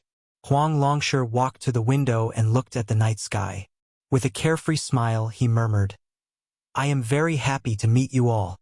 Yi Baikue, Su Xiao, Zhang Julu, Yuan Benshi, Li Yishan, Zhao Chongling, Gu Jiantang, Nailan Yusi, Huan Wen, Qi Yanglong, Chao Chongqing, Li Xiaoxin." The old man raised the oil lamp. "To all of you, to spring and autumn, to your golden spears and armored horses, to your free and easy style." The old man opened the window and casually threw the oil lamp out of the window. He roared with laughter. "My life! How magnificent!" Chapter 1329. In the first year of Xiangfu, the situation of the Guangling Road made people's hearts ache while silently criticizing them. Yang Xinqing's troops had been caught in a jar and Yan Jinchuan's 30,000 elite cavalry had been completely annihilated. Although the ending was bad, they had still fought the West Chu rebels. Compared to this, the hesitation of the Jingnan king's troops made the entire court feel that it was absurd. After the Duke of Huainan Zhao Ying led his army out of the territory, he camped at Mount Hua and did not move. After the Duke of Jinggan Zhao Sun's 6,000 cavalry arrived at Hao-Ao Lake, they also did not make any movements. As for the crown prince of Yanqi, other than stirring up trouble on his way north, when he really reached the southern part of Guangling Road, he simply disappeared completely. Could it be that this crown prince of Huainan Zhao Ying was not aiming for Jingnan at all, but was swaggering over to fatten himself up? But in a few days it would be the end of the second year of the auspicious talisman. The Duke of Huainan's dispatch of troops raised people's spirits. Li Yang's impression of this vassal king, who was known for his weak temperament, greatly changed. In one fell swoop he defeated the east of Huashan, the yellow goat, the small fish, and the hatred, these 3 obstacles. Song Wuyang, the general of Huangyang Pass, had joined the rebellion. He raised the Jiang flag in the pass. However, King of Huainan Zhao Ying led his army 1 mile away from the pass and asked Song Wuyang to surrender. Song Wuyang was ordered to be shot by the crossbow, but Wang Zhen suddenly killed him. Wang Zhen then opened the gate to welcome Zhao Ying's army. King of Huainan sent Wang Zhen's 3,000 men as the vanguard to attack Small Fish Pass. Ji Yun, the general of Huainan, refused to surrender. Zhao Ying gave the order to attack and personally supervised the battle. Wang Zheng's troops braved the rain of arrows to fill up the trenches and then used ladders to siege the city. After 2 sieges, they lost 500 men. Wang Zheng, who personally led the charge, was covered in blood. He requested for a truce, but Zhao Ying did not allow it. He allowed Wang Zheng to watch from the side and ordered his troops to attack the city. At dusk, an endless stream of ballistae, catapults, and battering rams arrived at the battlefield. Both sides fought until night fell, and 800 Huainan soldiers died. Zhao Ying held onto his whip and rode on his horse under the Zhao flag, unmoved. The next morning, they attacked the city again. Zhao Ying's trusted general, Xia Ping, led 80 men to attack the city for the first time. All of them died. Xia Ping's body was stabbed down to the ground by Ji Yun with an iron spear. Wang Jin angrily asked for a battle. His armor had 6 to 7 arrows embedded in it. He was hit by a huge rock and fell to the ground. When he got up, he was splashed by a pot of boiling oil and fell to the ground. His men risked their lives to carry him back. Zhao Ying, who was wearing the bright yellow royal robe, looked at the fierce battle. His ears were filled with the screams and shouts of killing on the city wall, as well as the beating of the drums beside him. Of course, there was also the sound of the flag with the word Zhao fluttering in the cold wind. This man surnamed Zhao, who had always been a target of ridicule in the Liang dynasty, slowly raised his head and looked at the word Zhao embroidered on the flag. He pursed his lips, as if he was finally relieved of a heavy burden after so many years. The siege's side had switched to the 4th battering ram. More than half of the huge ballistae, which could reach up to 300 steps away and still had considerable lethality, had been destroyed. The crossbows on the few crossbows at the small fishy pass had long run out of arrows to shoot. They were scattered and had lost their momentum. However, the small fishy pass, which swore to live and die with the city, was still struggling. Its defense was fierce. More than 2,000 spikes that were 5 inches long and weighed 6 ounces, and the 4 sides of the spikes were all broken. The thick ropes of the yakshas and charioteers that could be retrieved by the winches on the city wall were broken. However, there were still brave soldiers on the city wall, constantly throwing down sharp iron hooks and long iron chains that formed iron hooks. After they were thrown out, they could hook onto the armor or even the body of the besiegers and hang them in the air like fishing. There were also strangely shaped iron hooks and axes that were used to stab the arms of the besiegers. Zhao Ying, who was slightly closer to the battlefield, saw with his own eyes that a soldier's entire arm was cut off. That arm fell down from the city wall before the soldier. Zhao Ying was indifferent to this, and with an indifferent expression, he turned his horse around. The small fishy pass that was in imminent danger called for help. Ji Yun had no choice but to order the cavalry out of the east gate to seek help from Hen. They agreed that both sides would launch a surprise attack on the Duke of Huainan's camp at dawn. At that time, the small fishy pass would take the initiative to open the gate and charge out with 200 cavalry. Ji Yun would lead the charge, and behind the cavalry would be the remaining 400 men of the small fishy pass. Zhao Ying ordered the experts under his command to lead 10 elite scouts to pursue and kill. Unexpectedly, they still escaped with injuries. The next day, Ji Yun, who knew that the small fishy pass would not be able to be defended, had the heart to die. He and the 200 cavalry appeared at the city gate. Regardless of whether Hen came to help or not, he would fight to the death for Dechu. Ji Yun, who was in the prime of his life, was not someone who did not care about his life, nor was he someone who did not understand the current situation. However, when he was 20 years old, his father, who should have given him the crown, did not appear. There were also no guests to attend the ceremony. He was the one who gave himself the crown. This was because the general of Dechu, Ji Hai, had already died on the battlefield. His 3 uncles had also died on the battlefield. Sitting on the war horse, Ji Yun ordered his subordinates to open the city gate. He turned around and looked at the faces under the light of the torches. He did not say anything, and just clasped his fist. This day, the general of the West Chu rebel army, Ji Yun, went out of the city at dawn to attack the Duke of Huainan. However, the Zhao Ying's army seemed to have expected this, and formed up in an orderly manner. Out of the 3 passes, Hen Pass, which had the most cavalry, did not care about the order of the Western Front General Xie to defend. The 800 cavalry and 2,500 infantry rushed out to help. However, they were attacked by the main force of Zhao Ying, who was waiting for an opportunity. The 800 cavalry in the vanguard suffered heavy casualties under the crossbow fire, and the army collapsed. In the chaos, the main general and deputy general were shot dead by the Duke of Huainan's cavalry, leaving only the old and weak soldiers behind. Hen Pass was earlier than the small fishy pass, and a group of soldiers changed to a large flag with the word Zhao on it. Hen Pass infantry commander led 700 men back to the city and committed suicide. After 3 charges, Ji Yun was killed by an arrow from the Duke of Huainan's general, Hou Datong. It pierced through his head, and he fell off his horse and died. The 200 cavalry and 400 infantry at the small fishy pass all died in the charge. Zhao Ying, who was wearing an eye-catching robe, got off his horse and walked past the corpses. He slowly walked up the city wall and looked at the rising sun in the east.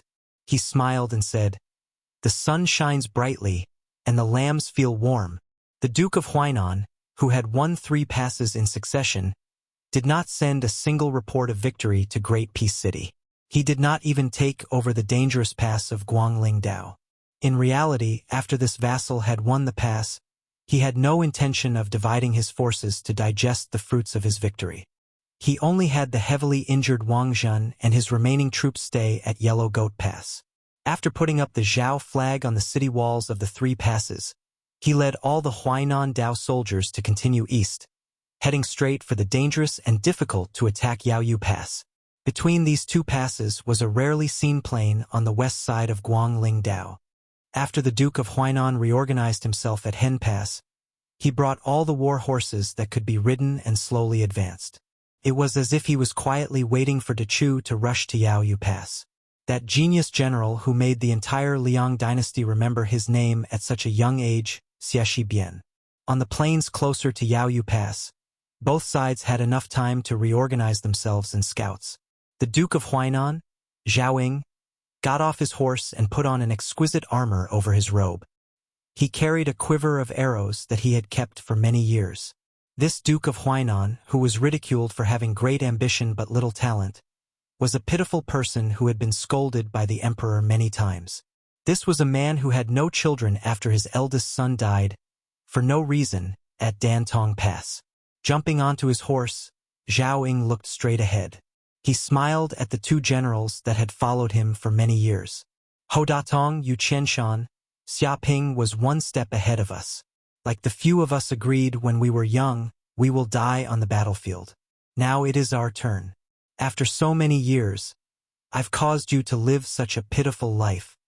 Hou Datong laughed and said, "It is indeed a pitiful life, but it is a quick death. Later I will kill a few more West Chu bastards. I guarantee that old Xia will die from anger." Haha, I forgot that this guy is already dead. Yu Qianshan looked more like an elegant strategist waving a feather fan than the boorish Hou Datong. However, he still wore armor and carried a sword. He smiled and said, "You guys are really straightforward. It has been hard on a scholar like me." Before Zhao Ying gave the order to charge, he closed his eyes and said softly, "Father, I am unfilial. I have not had the chance to toast in the imperial mausoleum. Today I will use blood in place of wine." In front of the Duke of Huainan, Zhao Ying, there were 2,000 heavy armored infantrymen in formation. On the 2 sides of the infantrymen there were 1,000 elite cavalry. There were also close to 1,000 cavalry roaming far away, waiting for an opportunity to strike. On this day, except for the 4,000 soldiers and horses that were recruited from all over Huainan, Zhao Ying, Hou Datong, and Yu Qianshan, as well as all of his personal guards, were all killed in battle. None of them were killed by an arrow in the back, and none of them were killed by the cavalry roaming behind them. On the same day, the king of Jing and Zhao Sun rushed all the way from Hao Lake after hearing the news. At dusk, he arrived at the periphery of the battlefield. He knew that the situation was hopeless. He knew that there were still 1,000 heavy cavalry at Yaoyu Pass. He saw with his own eyes that the Duke of Huainan's corpse was knocked off his horse by a West Chu general. The young king of Jing and Zhao Sun still decided to lead the charge.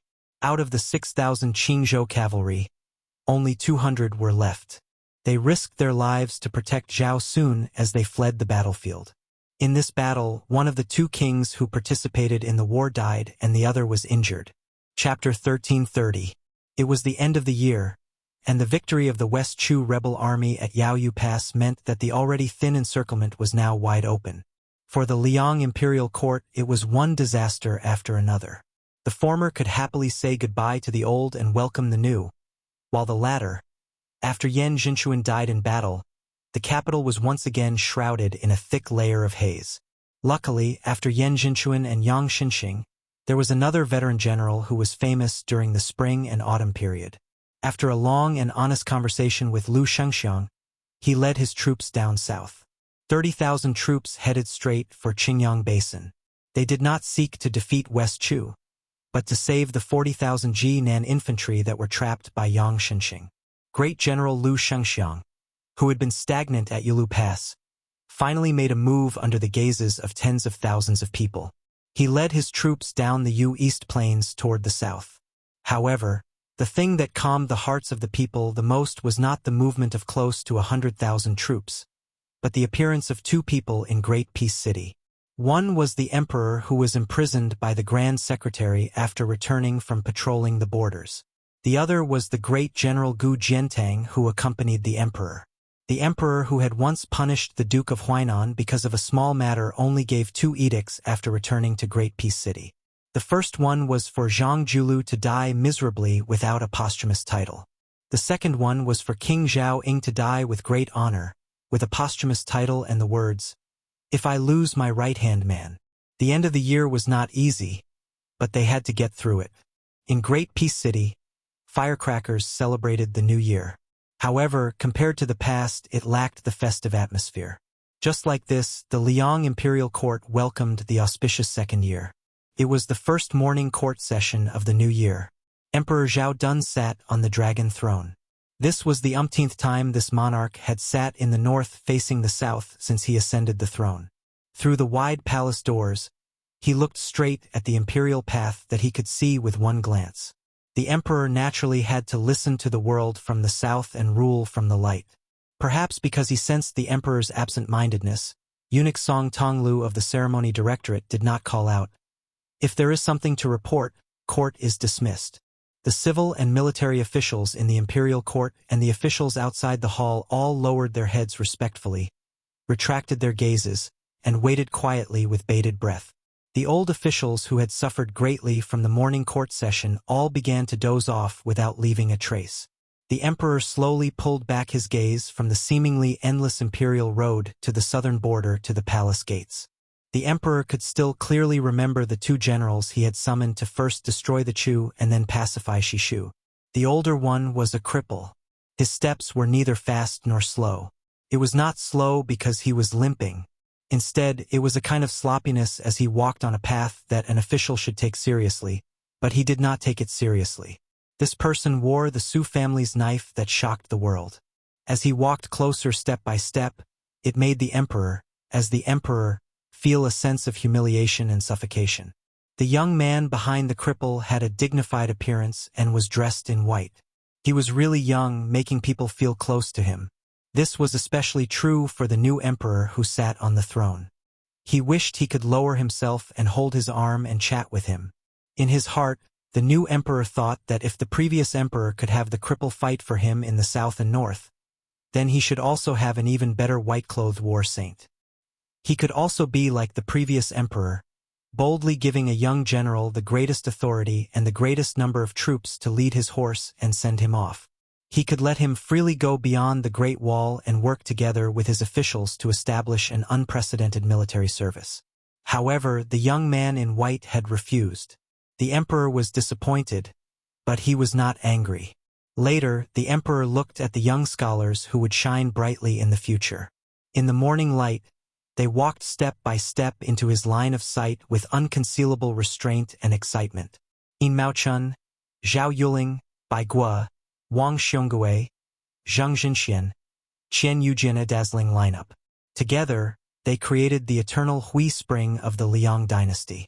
And they are destined to go down in history with me for all eternity. In the last court meeting of the eternal Hui dynasty, the 2 unruly and unruly vassal kings, Su Shao and Zhao Bing, were not in the court.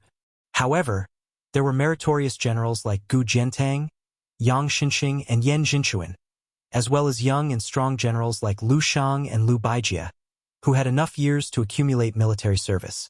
There were civil officials like Zhang Julu, Huan Wen, and Yao Baifeng who were gradually getting old. There were famous scholars like Yin Maochun who were in the prime of their lives. There were also those top 3 scholars who seemed to be inexhaustible. The previous emperor had deeply regretted that when he first aspired to rule the world, there were too few people to make ends meet. However, Zhao Dun was different. He truly felt the heroic spirit of sitting on the throne. The emperor retracted his gaze and looked at the door of the hall. That threshold was a very important dragon gate that all the officials in the world wanted to cross. He had seen with his own eyes the old civil officials and generals with embroidered white herons or bears kneeling in the square outside the hall year after year. They looked eagerly at the golden imperial hall that the common people spoke of. They knelt until they were lying in their coffins, but they were still unable to enter. He had also seen many people who wanted to laugh but forced themselves to hold back. Some people fainted from hunger and the sun and were carried away by eunuchs. Some people couldn't hold back their urge to pee and were found to be reprimanded and given demerits. There were even colleagues who had shed all pretense of cordiality one day and secretly elbowed each other the next day. There were also people who quietly yawned and were discovered by the emperor's sharp eyes. He jokingly called them into the hall to be lectured. He remembered that the guy didn't wait for him to speak. He was so scared that he fell to the ground with a thump. He was a man of 7 feet. He kept kowtowing and crying. He asked him warmly and found out that he had been on duty at the Ministry of Revenue the night before and hadn't slept at all. He allowed him to take a day off. He even smiled and asked the head official of the Ministry of Revenue in the hall if he could approve. At that time, Wang Xiongui and Bai Guo weren't sitting in the position of Minister of Revenue. The old minister, who had always been known for his strictness, joked along. "Once your majesty says so, this official has to approve even if I don't want to." 6 years later, that official of the Ministry of Revenue went to Huainan province and was promoted to a county governor. The old minister had long retired and returned to his hometown. The emperor retracted his gaze again and looked inside the hall. Chapter 1331. West Chu's Grand Preceptor Sun Shiji's chair was gone. This old man should be standing in front of the little girl in the West Chu palace. The emperor didn't hate this old man. In several conversations, the emperor admired the old man's profound knowledge. He even privately said that only the soil and water of West Chu could give the old man such a unique aura. Of course, it was only temporary. The old man also nodded in agreement. Even if this old man went to West Chu, the emperor felt that even if the imperial army pacified Guangling Road in the future, as long as the old man was willing to live, the Liang dynasty should have the magnanimity to let him enjoy his old age. The emperor finally looked at the young man standing with his back to him. He was wearing a yellow robe. It was his son, the crown prince Zhao Zhuan. The emperor wasn't dissatisfied with this son who had been regent for some time. Just looking at him, he couldn't help but feel guilty for his eldest son, Zhao Wu. Therefore, he planned to marry the peerless Chun Yu to Zhao Wu at the border. Leaping over the crown prince's head, the emperor saw a dazzling empty seat. Nearby was the provincial governor, Huan Wen, who had been standing there for some years. There was also the new head of the secretariat, Qi Yonglong. On the other side was the great pillar of the country, Gu Jiantang, who had returned from the 2 Liao provinces. Only one person was missing. The emperor subconsciously gripped the armrests of the dragon throne. He went to the imperial prison, but he stood far away from it. He stood from late night to early morning, but he didn't go near to meet that person. He was afraid that the purple-bearded and blue-eyed man would be battered and exhausted in prison.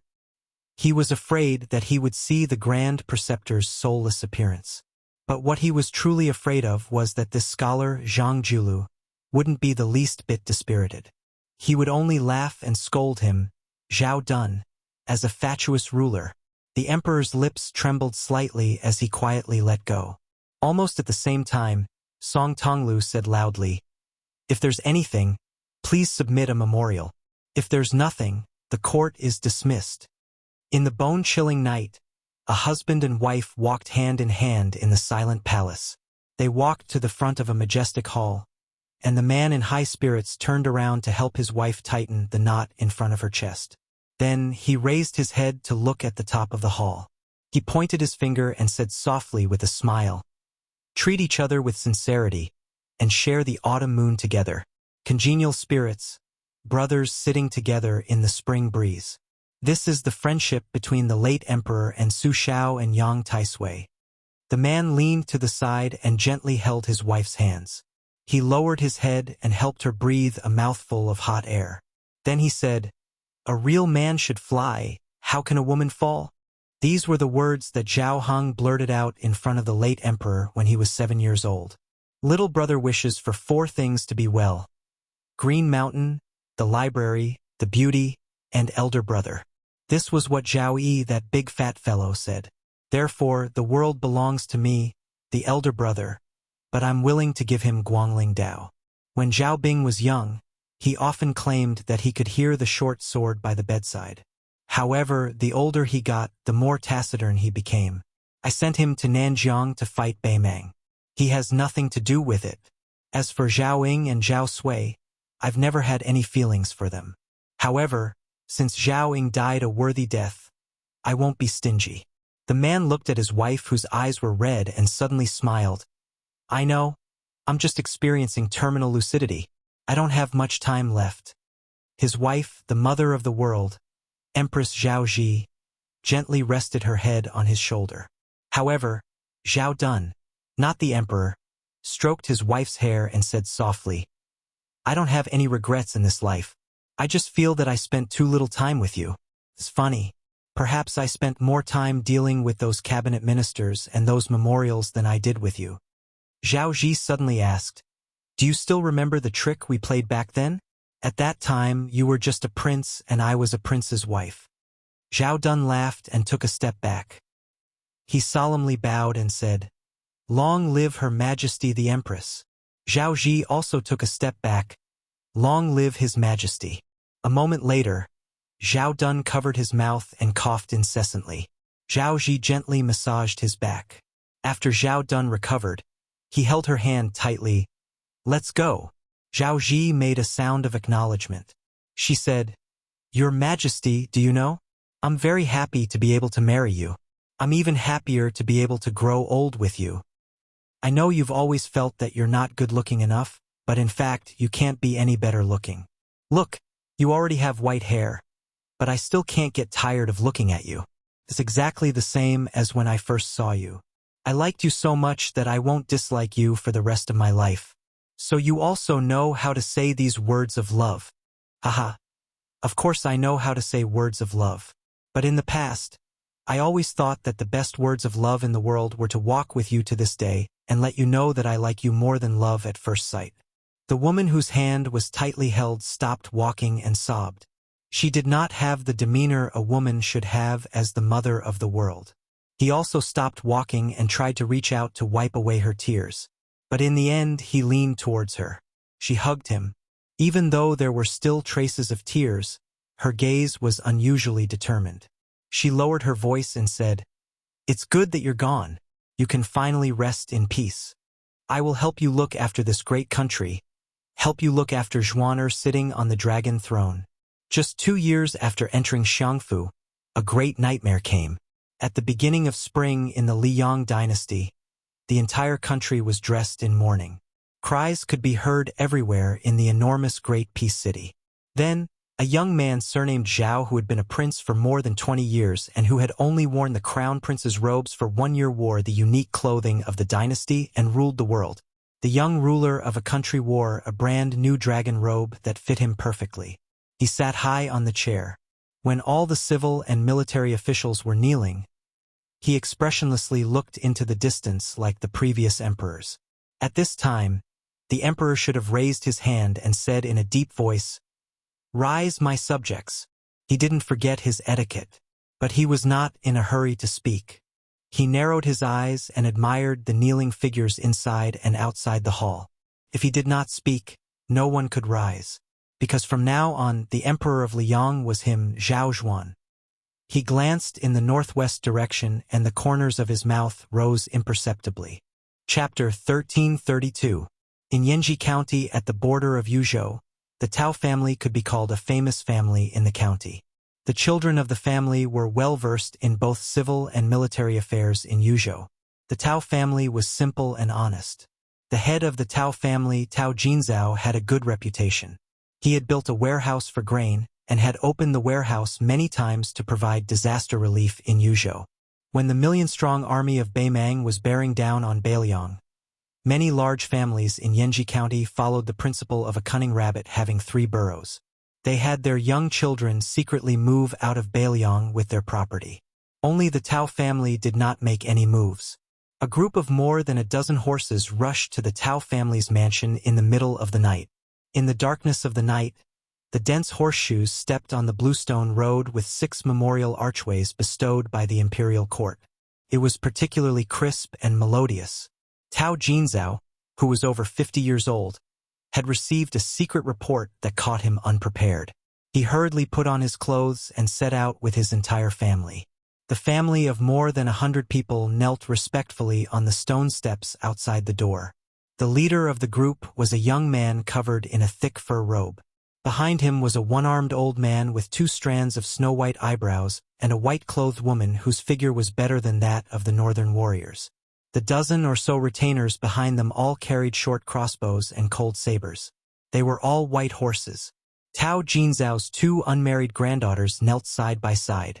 They couldn't help but take a peek at the young man who was smiling and helping their grandfather up. He was extremely handsome with a good appearance and an even better temperament.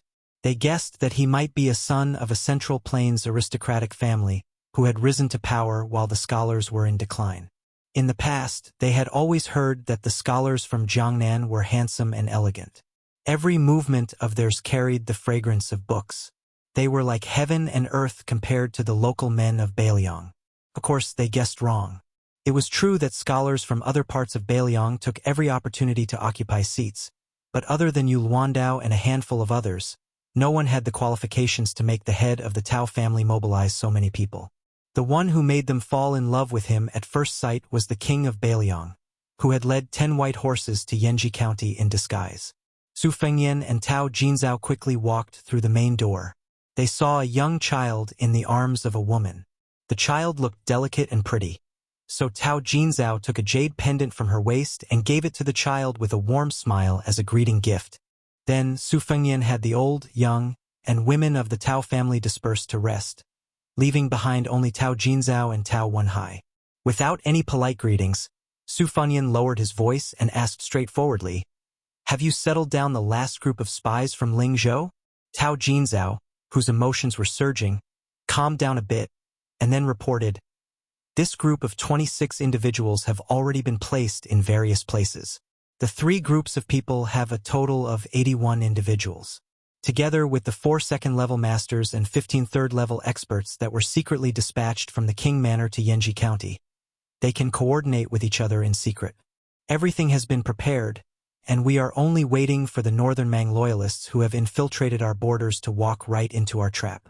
Now that all the passes at the border have been closed, and there are elite crossbowmen and local scouts of Yuzhou roaming around, even if there are some who slip through the net and cross the line of defense, it will be very difficult for them to enter the hinterland of Yuzhou and assassinate officials." Su Fengyan nodded. Tantai Pingjing, Sui Shegu, and Bai Ma Yizong naturally wouldn't participate in the secret conversation. Only Su Fengyan and the Tao family's father and son were left in an elegant room. Lush green bamboos could be seen outside the window. At the end of last year, there was heavy snow everywhere in Liang, and Beiliang was even more so. This year's late spring wasn't as cold as before, but Su Fengyan didn't take off his fur coat after sitting down. Tao Jinzhao and Tao Wenhai were also given a seat. However, it was clear that they were very reserved in front of this famous young vassal king, even in their own territory. Instead, they were like shabby guests. The elderly head of the Tao family was in awe, and Tao Wenhai, who was a county magistrate in Yanji County, was in awe over fear. Soon, a graceful woman came in with hot ginger tea. After putting it down, she went to the corner of the room and sat down. She bent down and skillfully opened a drawer and box, placing a dozen kinds of precious spices on a small table made of red sandalwood in front of her. The sandalwood table was previously furnished with a typical master and servant, a bottle, a furnace, and a box. The furnace was the master, and the box was the servant. Su Fengyan held the ginger tea with both hands and took a sip. Immediately, the cold was driven away a bit, and the warmth seeped into his heart and spleen. In this rare moment of leisure, he subconsciously looked at the woman who gave off a quiet and peaceful feeling. She was probably the kind of woman who was said to be delicate and beautiful. Her clothes were appropriate, but her breasts, waist, and buttocks, as well as her kneeling legs, all kinds of rounded curves didn't disappear because of the winter clothes. Of course, Su Fengyan didn't have any romantic feelings, and he didn't have any thoughts of doing anything with her. However, such an outstanding woman was pleasing to the eye. Su Fengyan was an expert in the art of appreciation. It wouldn't be an exaggeration to say that he was a grandmaster. Otherwise, Great Peace City would not have been so obsessed with the calligraphy and paintings that Bailiang and His Royal Highness had used seals to call fakes in the early years. Su Fengyan looked over and knew that the brass incense burner came from the famous Nanju Huangju. The incense burner was very ancient and had diluted its toughness. After many years of maintenance, it gave off a bright red color like a famous sword that shone with light. If there were no accidents, the ashes in the incense burner would be the remains of agarwood that had been burned for many years. 10 years of burning incense and half a burner of ashes. Su Fengyan's mind wandered absent-mindedly. His gaze stopped near the young woman. Tao Jinzhao smiled knowingly. His oldest granddaughter had been unwilling to marry for so many years, causing him to be mocked by some of his old friends who had failed in marriage, as having a daughter in the Tao family is a rare commodity worth hoarding. Different from his father, who was quick-witted, Tao Wenhai had been secretly observing this king of Bailiang who had turned over a new leaf. Because the Tao family had a hidden identity in the whisk water room, Tao Wenhai had participated in the transmission of military intelligence in Yuzhou very early on. Compared to the other descendants of large Bailiang clans, Tao Wenhai was much more curious about Su Fengyan. Su Fengyan gathered his thoughts and said frankly, "Excuse me." The woman smiled sweetly. Su Fengyan took a big sip of ginger tea, put down the teacup and said in a deep voice, "According to the intelligence that Chu Lushan dug out from the South Dynasty, the Empress of Beimang has long asked Li Mibi to make a plan to send assassins before the troops and horses move. Beimang's Jianghu forces are divided into two parts. Most of the top masters and all the low-level warriors have joined the army, while the middle-level masters are assigned to Li Mibi, the head of the Beimang spies, to accurately assassinate our border generals and civil officials. They won't go to the Bailiang Protectorate where Chu Lushan is to seek their own deaths. But Tao Wenhai, you are indispensable to the Bailiang and a core official who lacks personal guards, so you are the best target for the men of sacrifice of Beimang." Su Fengyan stretched out his finger and gently turned the teacup. The border to the north of Liangzhou is full of military towns and cities, so it's very difficult for the enemy to find an opportunity. In Yuzhou, it's much more complicated.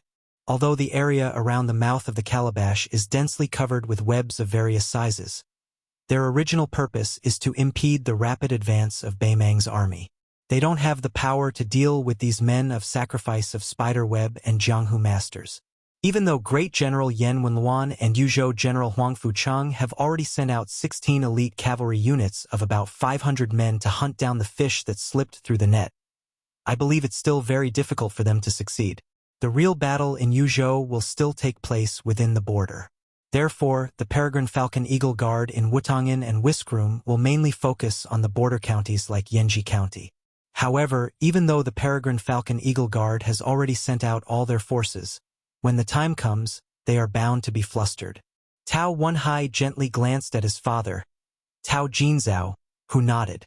Only then did Tao Wenhai say, "Your Highness, what this lowly official is most worried about right now is that after Beimang enters the border, Beimang will scatter their troops.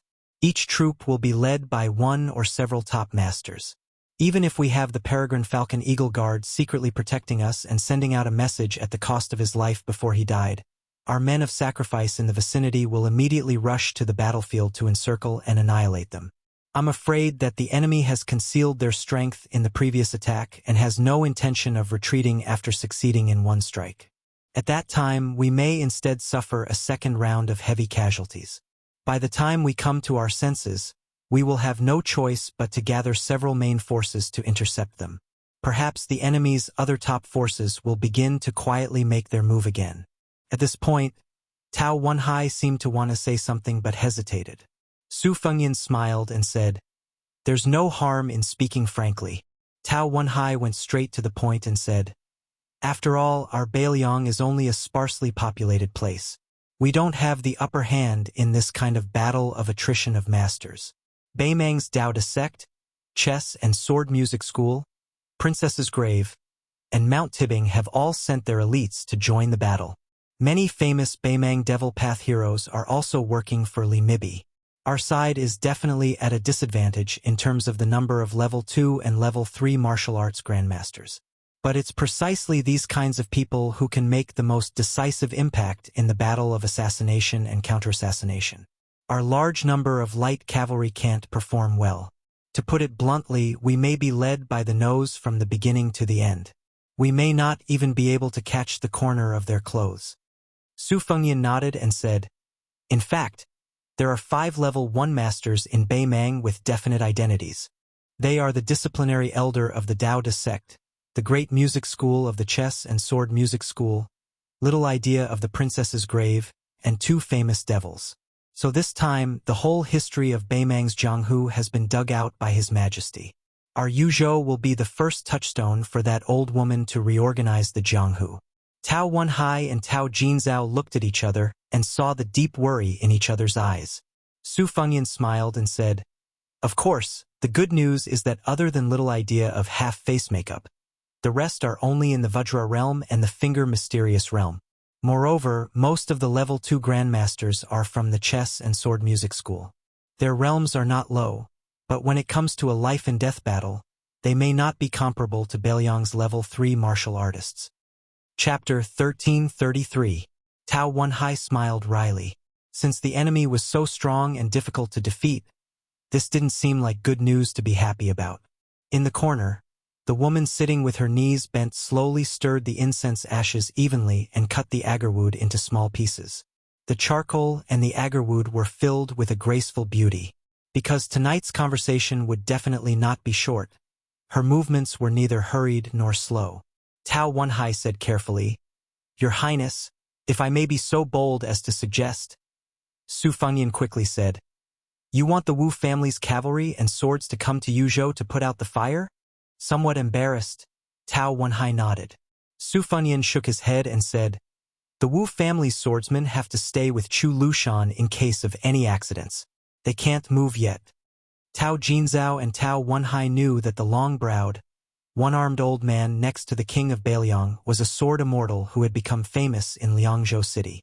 Of course, they didn't think that such an expert would leave the king of Beiliang's side. Most importantly, no matter how bad their eyesight was, they could tell that the king of Beiliang was acting very strange. It was as if he had only won a Pyrrhic victory after a great battle. If they guessed right, then the sword immortal old man couldn't leave without permission.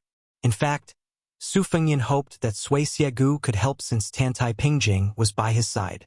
However, the old man didn't care about the situation in Yuzhou at all. He didn't care about his seniority at all.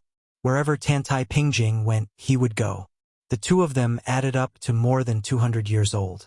In Sui Xiegu's words, "How many times can I look at her now? Of course, I'll look at her as much as I can." However, Su Fengyan wouldn't just wait for death and allow Beimang's forces to strut around Yuzhou. In addition to the mobilization of Wutangen's Whispering Room and Tide Listening Pavilion's experts, he also sent Mi Fengjie, the master of the Heavy Sword Cave, to Yuzhou to cooperate with Fan Xiaochai, the granddaughter of Fan Baoshan, who used to be Northern Han's defender general. Fan Xiaochai's Finger Xian realm wasn't something that Daozong's Xian realm could compare to. With Fan Xiaochai's current strength, she could easily defeat any second-level master of the chess and sword music school, even if it was 1 against 2. In addition, the Guanyin sect's Qi refinement warriors had already secretly rushed to Yuzhou. They wouldn't directly get involved in this muddy water, but they would do their best to keep an eye on those first-level masters who only appeared briefly during the battle. They would pass on the information to the nearby Peregrine Falcon Eagle Guard so that Yuzhou would have a target to target. This battle would definitely be a series of small-scale and bloody battles. Once the two sides met, They were destined to die or be injured. There was no way to escape unscathed. It was a competition to see which side could move faster and more stealthily. Tao Jinzhao and Tao Wenhai only guessed that the king of Beiliang was seriously injured, but Beimang's Li Mibi clearly knew about it. Thus, Suaxia Valley was a target that Beimang had to focus on. In Su Fengnian's opinion, other than the princess's grave, Suaxia Valley, who might be a backup plan for an imaginary enemy, there should be another top-notch master hiding even deeper. Of course, the top-notch in Su Fengnian's eyes would not be on the same line as literati like Tao Jinzhao and Tao Wenhai. Su Fengnian asked, "Is there a detailed map of Yozhou's situation here?" Tao Wenhai hurriedly got up and went to the study to fetch the maps. After that, he came back with a large pile of maps, including the map of the territory of Yuzhou province and the maps of prefectures and counties. He spread out the largest map of the entire Yuzhou province on the desk and put the smaller maps separately. Not everyone dared to hide these things among the people. Once the government found out, they would definitely be thrown into jail. Su Fengnian stood up, followed by Tao Jinzhao and Tao Wenhai. Su Fengnian inquired about the distribution of the men of sacrifice in each county of Yuzhou in detail, hoping to fill in the gaps. Naturally, the three of them would occasionally talk about the topography of each county. Tao Wenhai was surprised to find that the king of Vassal knew the geography of Yanji County like the back of his hand, which many locals of Yanji County did not know. He could also casually mention the garrison troops and commanding officers in each county. He even knew the background and character of the generals who were no higher than level 6 or level 7. Tao Wenhai could not help but suspect that he, a small county magistrate, could not escape from the king's eyes. For a moment, he was worried that he would leave a bad impression on the young king. The three of them chatted for 4 hours. The young woman sat in the corner with her legs bent, except for pouring incense, tea and candles. Chapter 1334. Her name was Tao Tanxiang. She wasn't trying to please the king of Beiliang. In fact, she had been paying attention to Su Fengnian for a long time. At that time, he was still the infamous good-for-nothing His Royal Highness. Tao Tanxiang's father, Tao Xianlong, had spent a lot of money to buy a famous painting from Beiliang Palace. It was Ladies of the Dragon Palace, from the Western Shu Kingdom of the previous dynasty. When she saw the 2 huge fakes, she was stunned. How could there be such a bastard in the world who would waste natural resources so recklessly? Every time these celebrities and refined scholars opened a scroll, they would look at it with a pilgrimage mentality. It would definitely be passed down from generation to generation. As long as it was well preserved, it might even be placed on a table to be admired 500 or even 1,000 years later. Wasn't this guy afraid that he would go down in history because of those 2 words? Later, she was a little angry. As long as it was a painting with His Royal Highness's seal, she would ask her father to buy it back at a high price. It was funny. At that time, Tao Xianlong, who was only a secondary 7th rank official, spent a lot of money to buy fakes. Because of this, the governor of Yanji County, Hong Shandong, who was a righteous official, thought that this person was a talent. Especially when His Royal Highness became the king of Beiliang, Tao Xianlong was promoted again. Over time, Tao Tanxiang collected no less than 30 paintings with Su Fengnian's seal. Not all of them were fakes.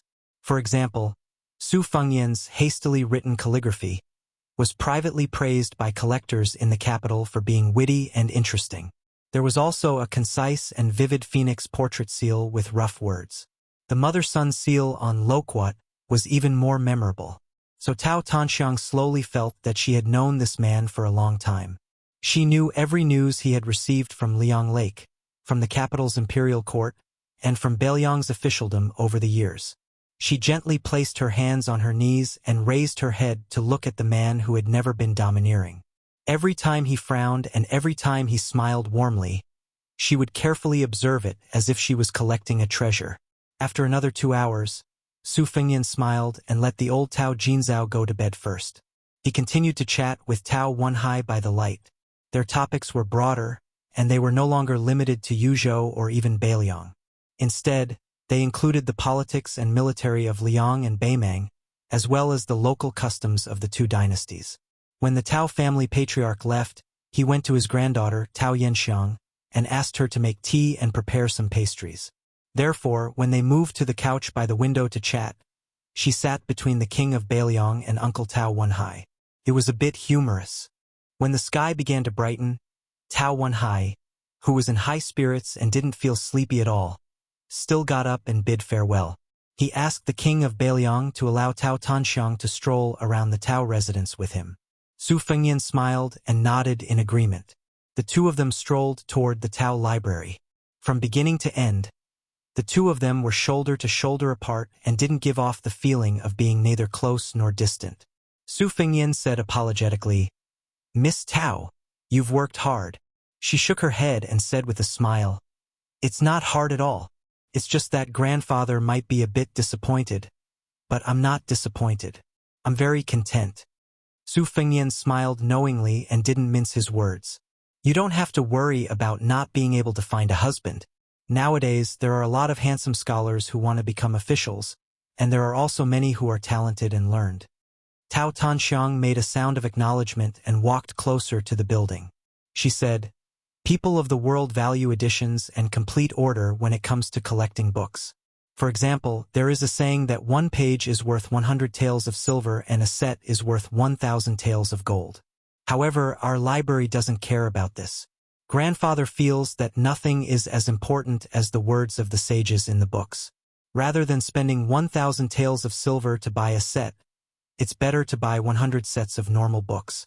Therefore, the number of books in this library is no less than those in the Central Plains. Furthermore, if scholars come to borrow books to read, they will be able to do so without obstruction." Su Fengyan nodded and said, "I've heard that your Tao family is also fully responsible for the food and lodging of the scholars who come to study. That's very rare. The scholars of Beiliang don't travel as much as the Central Plains. But because of your Tao family, Yanji County doesn't lose to Jiangnan." Tao Tanxiang said gently, "My father once said that a prosperous and prosperous family is like a person with plump skin. However, if the yang energy is too strong and isn't adjusted, there will be a day when the internal organs will be damaged. Thus, our Tao family's year after year of disaster relief, borrowing books, and kindness to our neighbors are all necessary treatments. We can't wait until the illness is beyond cure to mend the pen after the sheep is lost." Su Fengyan joked, "Just based on these words, your father is more than qualified to be a governor." Su Fengyan walked toward the door of the Tao Manor. As he crossed the threshold, he said to Tao Tanxiang, "You should go back first. It's very hurtful for a woman to stay up late. I still have to go to the memorial arch to wait for someone." She narrowed her eyes and smiled brilliantly. She said mischievously, "It's fine. I really want to know who in the world can make the king of Beiliang wait." Su Fengyan dismissed it with a smile. The two of them stood under a memorial arch. After waiting for a long time, a carriage and a group of more than 100 white horses finally appeared at the end of their vision. Tao Tanxiang turned her head and happened to see him smile. She saw him quickly walk over to greet them. She did not follow. She stood where she was and watched his figure gradually disappear into the distance. The carriage and the group of riders neatly stopped. Tao Tanxiang saw a young woman whose face could not be seen clearly walk down from the carriage. Su Fengyan looked at the woman who had come all the way from the prince's mansion in Liang province. He asked gently, "Are you cold?" She shook her head. One of the riders who had come with the white horse righteous attendant did not dismount from his horse. He only exchanged glances with Su Fengyan and nodded. Then he turned his horse around and rode away. This rider did not carry a saber or a crossbow. He only carried a heavy iron spear. But with this rider and spear, the entire Yuzhou would not fall into chaos. Su Fengyan asked for a war horse from the white horse righteous attendant. He first carried her onto the horse. Then he mounted the horse himself. The two of them rode together. Su Fengyan said apologetically, "I promised you before that I would see the scenery of Beiliang." She leaned into his warm embrace and did not say anything. Su Fengyan squeezed the horse's belly and galloped along the path the white horse righteous attendant had taken. Other than the two of them and the horse, there was no one else around. Her face glowing, she raised her hands to her mouth and said with a childish smile, Su Fengyan takes Lu Cheng'an and the white horse righteous attendant to Bailiang. The white horse righteous attendant to Bailiang. 1,000 li swift wind. Chapter 1335. When Baimang's army was pressing on the border on 3 fronts, the Liang imperial court had not learned of this matter. Bailiang would not pass this military intelligence to the capital. Even if the capital heard of this, they would probably only breathe a sigh of relief. Barbarians killing barbarians, dogs biting dogs, it had nothing to do with them. It would be best if both sides were heavily injured.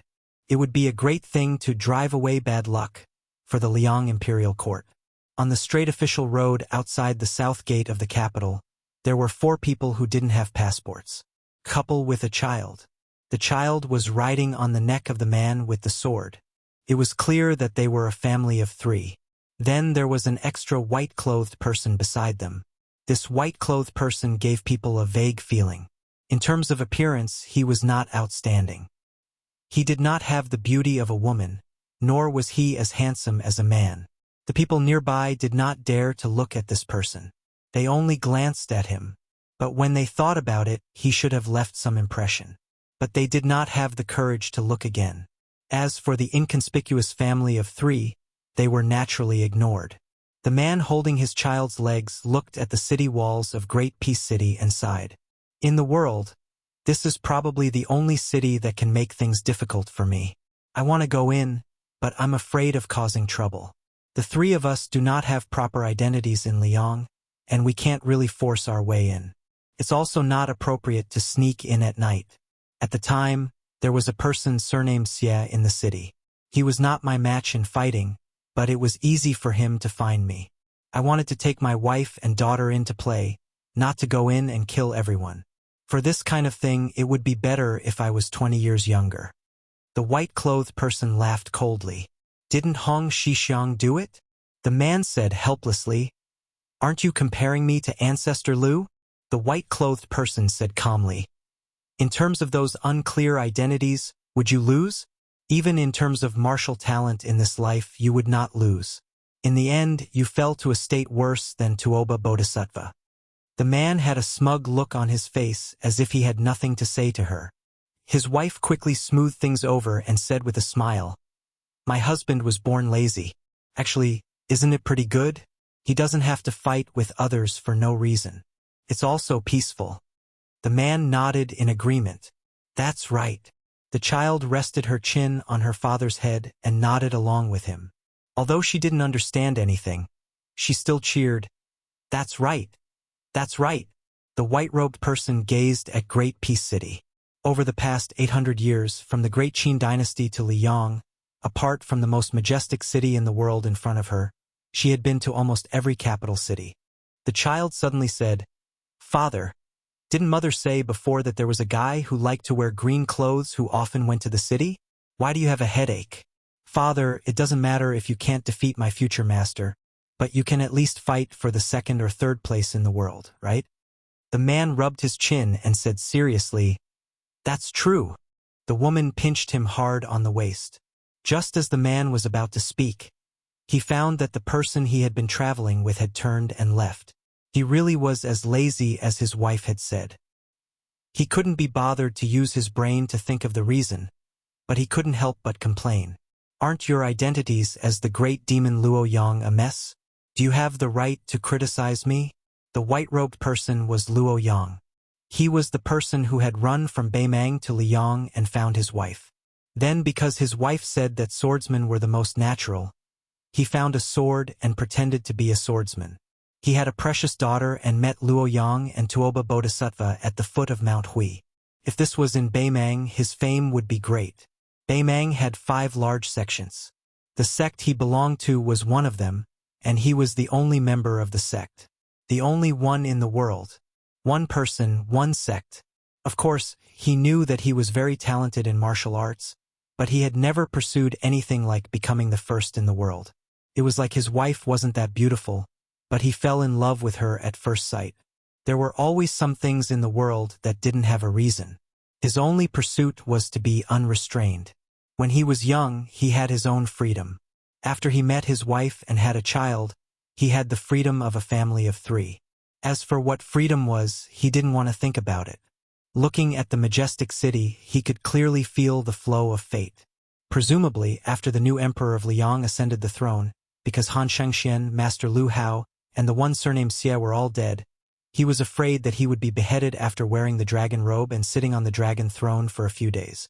Therefore, he set up layers upon layers of murky traps.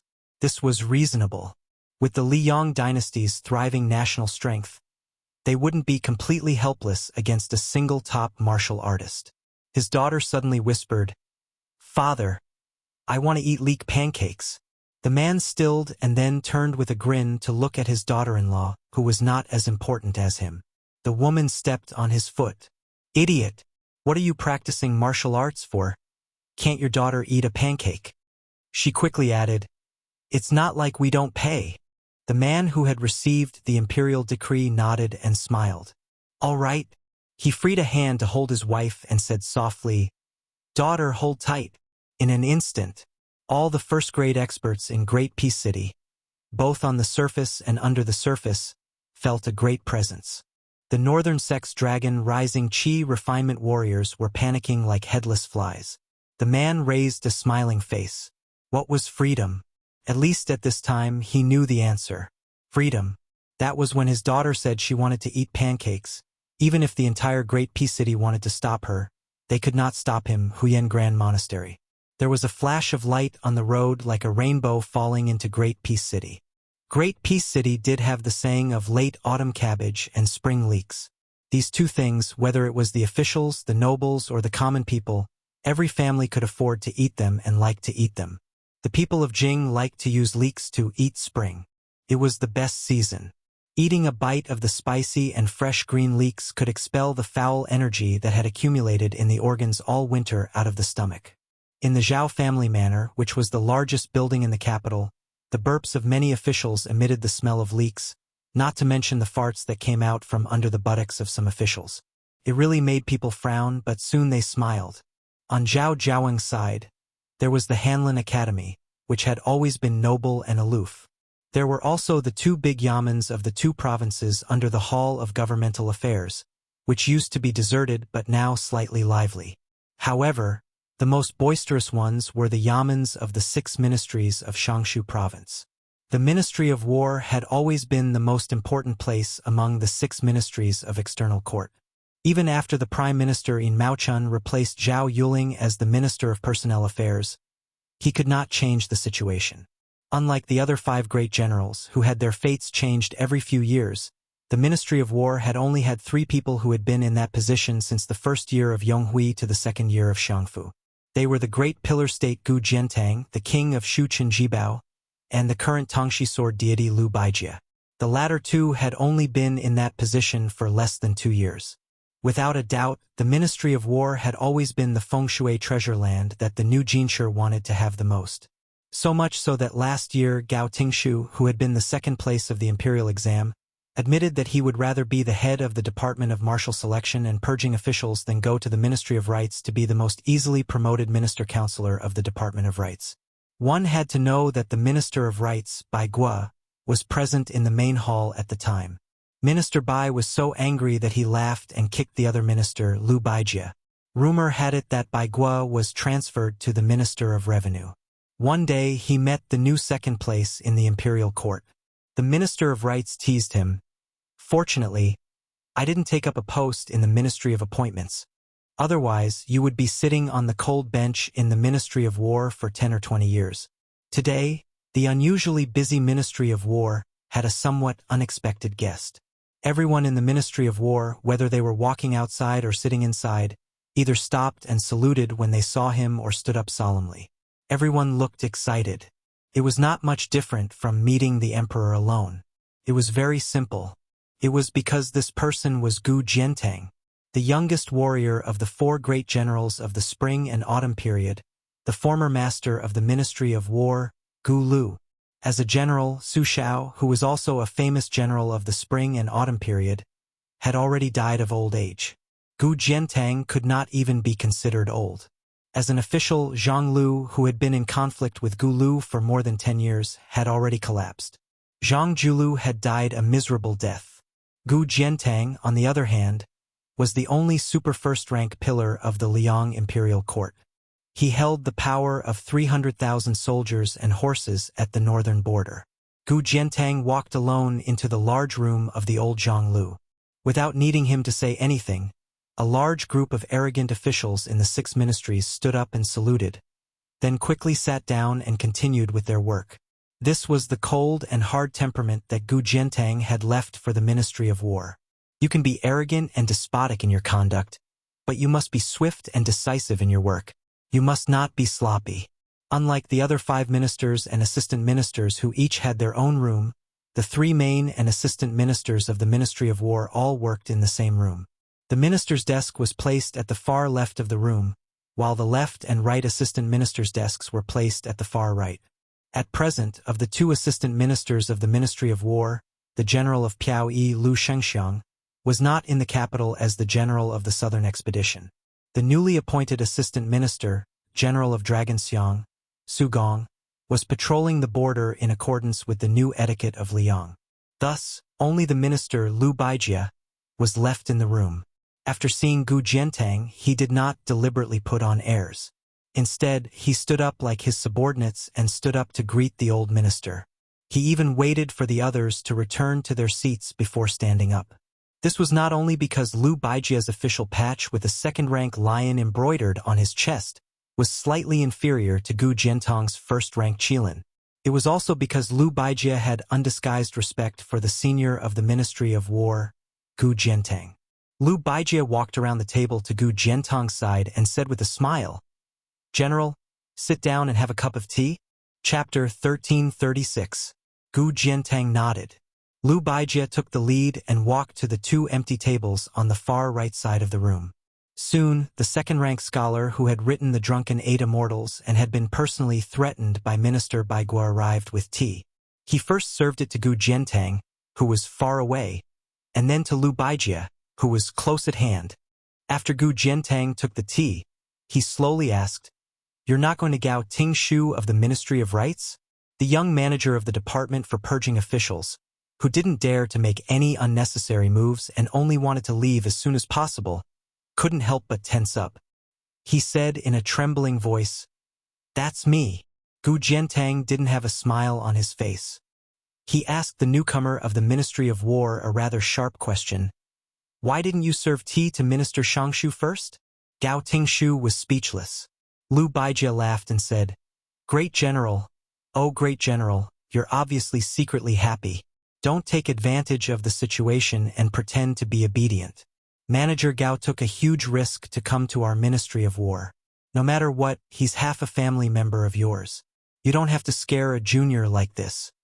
After being disturbed by Lu Baijie, Gu Jiantang no longer deliberately kept a straight face. He smiled and said, "Just for the sake of you serving tea first, even if the Ministry of Personnel suppresses you in the future, I'll first ask Minister Bai for a favor. I guarantee that I won't delay your promotion in the future. But you should learn a bit more. Look at how Minister Bai became an official. He not only gave himself a way out of the embarrassing situation, but also made you remember that he helped you get out of trouble." Lu Baijie's face was full of helplessness. Hey, great General, you're not being kind. There's one thing to freeload tea, but you're also undermining me. In the future, I'll have no prestige in this room." Lu Baijie turned his head and glared at Gao Tingshu. He pretended to be angry and said, "Stinking brat, get out of here. Aren't you afraid that I'll make things difficult for you? Do you want to annoy all the ministers of the 6 ministries? When the time comes, even if you have the great General to protect you, at most you'll have to run to the border to drink the wind and eat the sand." Gao Tingshu hurriedly wiped the sweat on his forehead, turned around and trotted away with a silly smile. The officials of the Ministry of War, who were actually secretly listening, immediately burst into laughter. Amidst the laughter, everyone was naturally envious of Gao Tingshu's good fortune. He immediately left a good impression in the hearts of the 2 ministers of war. Gu Jiantang finished the tea in one gulp. After putting down the teacup, he sighed, "It's not easy for Minister Lu." Lu Baijie lowered her head and took a sip of the bitter tea. She nodded with a bitter smile and said, It is quite difficult. Gu Jiantang was silent for a long time.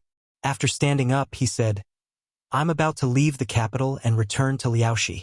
I won't disturb you any longer. Lu Baijie stood up as well and said calmly, Let's see the Grand General off. After the two of them walked out of the room, Lu Baijie hesitated for a moment before asking in a low voice, Is the Grand General really leaving? Gu Jiantang grunted. Like the Minister of War beside him, he was not as relaxed as he was in the room. His expression was serious. If I had decided to stay before we reached the capital, there would still be hope. Now, even if I insisted on staying, do you think it would be possible? Lu Baijie was speechless. The Grand General Gu Jiantang's meaning was not deep. When the late emperor was alive, Gu Jiantang had accompanied him all the way back to the capital. However, he still could not persuade the late emperor to let him, a pillar of the northern region military and politics, replace Lu Shengxiang to preside over the southern expedition. Now that the new emperor had ascended the throne, how could Gu Jiantang rely on his past achievements to coerce the new emperor? In fact, Gu Jiantang and Lu Baijie both agreed with a certain someone's prediction of the situation. The suppression of the rebellion in Guangling should be done quickly. The imperial court had sent Lu Shengxiang, Yang Shenxing, and Yan Jinchuan to the southern expedition, assisted by several vassal lords. In terms of military strength, it was actually enough. Could not be considered a genius, but it was certainly not a bad move. However, a very small number of people had forgotten one thing. The deployment of troops and the deployment of troops on the battlefield was much more straightforward than the officialdom where everyone could sit behind closed doors and drink slowly. Lu Shengxiang had excellent talent as a general, but at that time, the undercurrent of the imperial court did not give this general of the assistant minister of the Ministry of War a chance. Not only did he not have a chance, but he was also a burden to the point where it was extremely difficult to deploy troops. As a result, the imperial court forcibly turned the situation into a rotten quagmire. If Gu Jiantang had been in charge, even if there was a group of rich playboys who did not know the immensity of heaven and earth stirring up trouble, Yang Shenxing absolutely would not have been greedy for merit and rashly advanced. Thus, the imperial court would not have harmed Yan Jinchuan's entire 30,000 cavalry and caused the two vassal lords, Zhao Ying and Zhao Sun, to almost be sent to their deaths. Gu Jiantang quietly slowed down his steps and said, Lu Shengxiang has obtained the position of General Piaoyi. If nothing unexpected happens, he will vacate the position I just sat in. At that time, my subordinate, General Tang Taizuang of Liaoxi, will enter the capital to take over. This is not good news, but it is also not bad news. I'm just taking this opportunity to tell you about it first. Tang Taizuang is different from Lu Shengxiang and Su Gong. He is not good as an official, but he is very good at leading soldiers in battle. After he enters the Ministry of War, Minister Lu, you should try to get him to bring a few young people with him to the Guangling circuit. At that time, it might be south of the capital. Gu Jiantang said calmly, The reason I'm saying this is not out of selfishness. I want Tang Taizuang to have a smooth career as an official. I just hope that in your hands, the Ministry of War can retain the taste of the battlefield for a few more days. In the future, those sitting in the Ministry of War probably won't know what horse dung tastes like, and even fewer will have calluses on their thighs from riding horses. Lu Baijie sighed and said, This matter shouldn't be too difficult. Gu Jiantang suddenly turned his head to look at the former Gu Lu. In the dusk, there were still some remnants of the spring sun shining on the roof. Gu Jiantang then smiled at Lu Baijie and said, There's no need to see me off. I'm going to a place I never had the chance to go before. Lu Baijie stopped in her tracks and watched the great general leave. He knew where Gu Jiantang was going. The former Zhang Lu was originally where the Ministry of Personnel was located. After all, no matter how arrogant Gu Jiantang was when he controlled the Ministry of War for many years, the Yamen of the Ministry of Personnel was still nominally the most important place of the external court in Liang. Later on, Zhao Yuling parted ways with his teacher, and the Ministry of Personnel was moved. At that time, Wang Xiongui, the only one left who stood firmly behind the Grand Secretary as a proud student, did not move into Zhonglu. However, at that time, the Ministry of Personnel, the Ministry of Works, the Ministry of Revenue, the Ministry of Rights, and the Ministry of Justice all had an assistant minister sit obediently in Zhonglu so that the civil official leader could convey his intentions, or rather, his will, to the various joints of the 5 ministries as quickly as possible. Now, Zhao Yuling was promoted to the Hall of Governmental Affairs, and Yin Maochun was in charge of the Ministry of Personnel. The latter unexpectedly chose to sit in that room. Of course, there would no longer be any mention of Zhang Lu in the world. Compared to the oft-mentioned Gu Lu, this place was not even mentioned again. It was as if it had never appeared in the Liang imperial court. Gu Jiantang walked to that place and looked there. Under the curtain of night, compared to Gu Lu, there was not even a trace of afterglow there. On his return to the capital, that night, the emperor, who had not yet been called the previous emperor, stood in the imperial prison. That was the last time Gu Jiantang saw that person and passed on his last words. That person was separated from him by the iron fence, but he did not say even half a word of his last words. He only waved his hand at Gu Jiantang. Gu Jiantang gathered his thoughts. He did not look at the important members of the Ministry of Personnel, who rushed out of the room and down the steps to welcome him. He also did not look at the Prime Minister Yin Maochun, who had stopped at the door. Gu Jiantang turned and strode away. An additional person had silently appeared in the capital. Logically speaking, let alone an additional person in the most virtuous place in the world, even an additional 1,000 people would be like a drop of water. However, no one could underestimate this sinful guest. King of Jing and Zhao Sun, the youngest vassal of the Liang dynasty with the surname of Zhao. From the time Zhao Sun was summoned to the moment Zhao Sun entered the capital, the Ministry of Rights had not been able to interfere. Everything had been handled by the imperial clan court. There were no walls in the capital that did not let in the wind. Small news had already begun to spread rapidly in the higher levels of officialdom. However, no one knew whether Zhao Sun's trip to Great Peace City was a blessing or a curse. In the battle outside Yaoyu Pass, the Duke of Huainan, Zhao Ying, who was also a vassal of the imperial clan, had died in battle after 3 victories. It was not appropriate to say that he was sullen, but it was also wrong to say that he was brave. He was brave, but he was too unstrategic. Abandoning the 3 passes and running to the plains to play a battle of cavalry, how could he be called wise? As for Zhao Sun, there was more praise than criticism. After all, this king of Jing and had gone to save the Duke of Huainan and had almost been killed by the cavalry of the West Chu rebel army. The 2 vassals, who were 1 generation apart, did not have much of a relationship. From this, one could see that Zhao Sun's loyalty to the court was unquestionable. Compared to his father, the old king of Jing and Zhao Heng, there was a world of difference. However, His Majesty the Emperor had just inherited the throne, and the Emperor's heart was hard to fathom. Zhao Sun temporarily lived in a mansion on Junwang Street that had nothing to do with him. More than 100 years ago, it had been the private residence of a powerful official of the Liang dynasty. It was extremely illegal and occupied a large area, with more than 400 rooms. Among them, there were even halls that were several zhang above the street level outside. Later, about 40 years ago, the Liang Emperor bestowed it to Prince Zhongyi.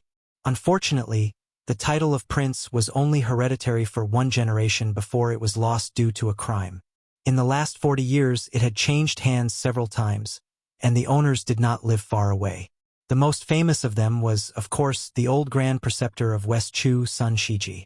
Although Zhao Sun was nominally a vassal who had gone to the capital to ask for punishment, the wording of the imperial edict was very strict.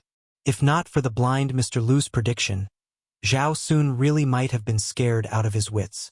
At the time, Lu Su's words were very simple. Since you have gone, you should make the best of it. Chapter 1337. Since Zhao Sun was already here, he might as well make the best of it. These few days, he would often stroll around the mansion alone, admiring the bright corridors, towering ancient trees, and the surrounding mountains to his heart's content. At this time, Zhao Sun was standing in a pavilion in the middle of a lake with a smile on his face. The right leader of the imperial clan court, who had escorted him here after arriving in the capital, looked at him with disdain. Zhao Sun looked at him like he was looking at a wild dog on the side of the road. Perhaps he had heard some news yesterday and came here in a hurry to repair their relationship. His wrinkled old face bloomed with a smile. Of course, Zhao Sun would not make a fuss about it on the surface. He even gave the right leader a mercury jade thumb ring that he had prepared beforehand. The old fellow's eyes lit up when he saw it. Clearly, Mr. Lu had carefully prepared such a small item that hit his weak spot. In fact, other than the jade thumb ring, Lu Su had also asked him to carry an ink-colored tortoiseback inkstone with him. He said that if the right leader of the imperial clan came out to receive him, he needed to give this item away. Zhao Sun sighed with emotion. Lu Su, you really are a genius. When this king was still His Royal Highness, he always felt that the so-called top strategists like Li Yishan and Nalan Yusi were just heroes created by the times. Once placed in a time of peace and prosperity, they would fade into the crowd. Only after meeting you did he realize that no matter if they were in a time of peace or chaos, there would definitely be a place for them. Zhao Sun had previously thought that using the destruction of 6,000 cavalry to complete the retreat in order to advance arrangement was too heavy a price. But when Zhao Sun came to Great Peace City and stood in this mansion, he began to understand that Mr. Lu was right. Zhao Sun suddenly saw two figures appear on the shore of the lake and then walk toward the pavilion in the middle of the lake. No one led the way. Zhao Sun frowned and instinctively became alert. When the two gradually came closer, Zhao Sun was stunned. After recognizing one of them, he asked in confusion, "Brother Song," the young phoenix of the Song clan, Song Kelly. The last time he came to the capital, Zhao Sun had a brief encounter with Song Kelly. Song Kelly bowed and said, "Greetings, King of Jing'an." Zhao Sun quickly smiled and said, "Brother Song, you don't have to be so polite." Song Kelly looked relaxed, and he was neither arrogant nor impatient. He didn't show the slightest sign of depression due to the decline of his family. Moreover, he and the gray-haired Confucian came to visit together, which made Zhao Sun very hesitant.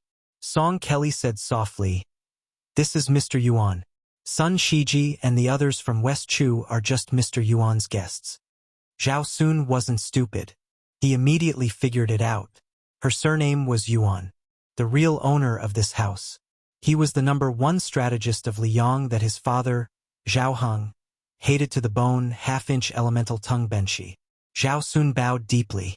Junior Zhao Sun greets Mr. Yuan. Yuan Benshi didn't say anything. He just waved his hand. Song Kelly smiled and said, "I'm here to tell you that you can leave the capital and return to Qingzhou soon." Before Zhao Sun could react, Song Kelly's words of "very soon" came true very soon. A eunuch from the ceremony directorate, dressed in a bright red robe, held the imperial edict and walked towards the three of them. His steps were very fast, but he didn't seem to be in a hurry. The old eunuch holding the imperial edict nodded slightly when he saw Yuan Benshi. He then read the edict to the king of Jing and Zhao Sun. Zhao Sun naturally had to kneel. Song Kelly also took a step back and knelt to listen. Only Yuan Benshi was facing the lake and turned a deaf ear to it.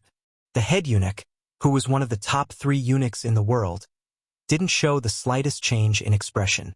After receiving the imperial edict, Zhao Sun had to leave the capital quickly. Plus, without Lu Su's plan, he didn't know how to talk to the emperor of Liang.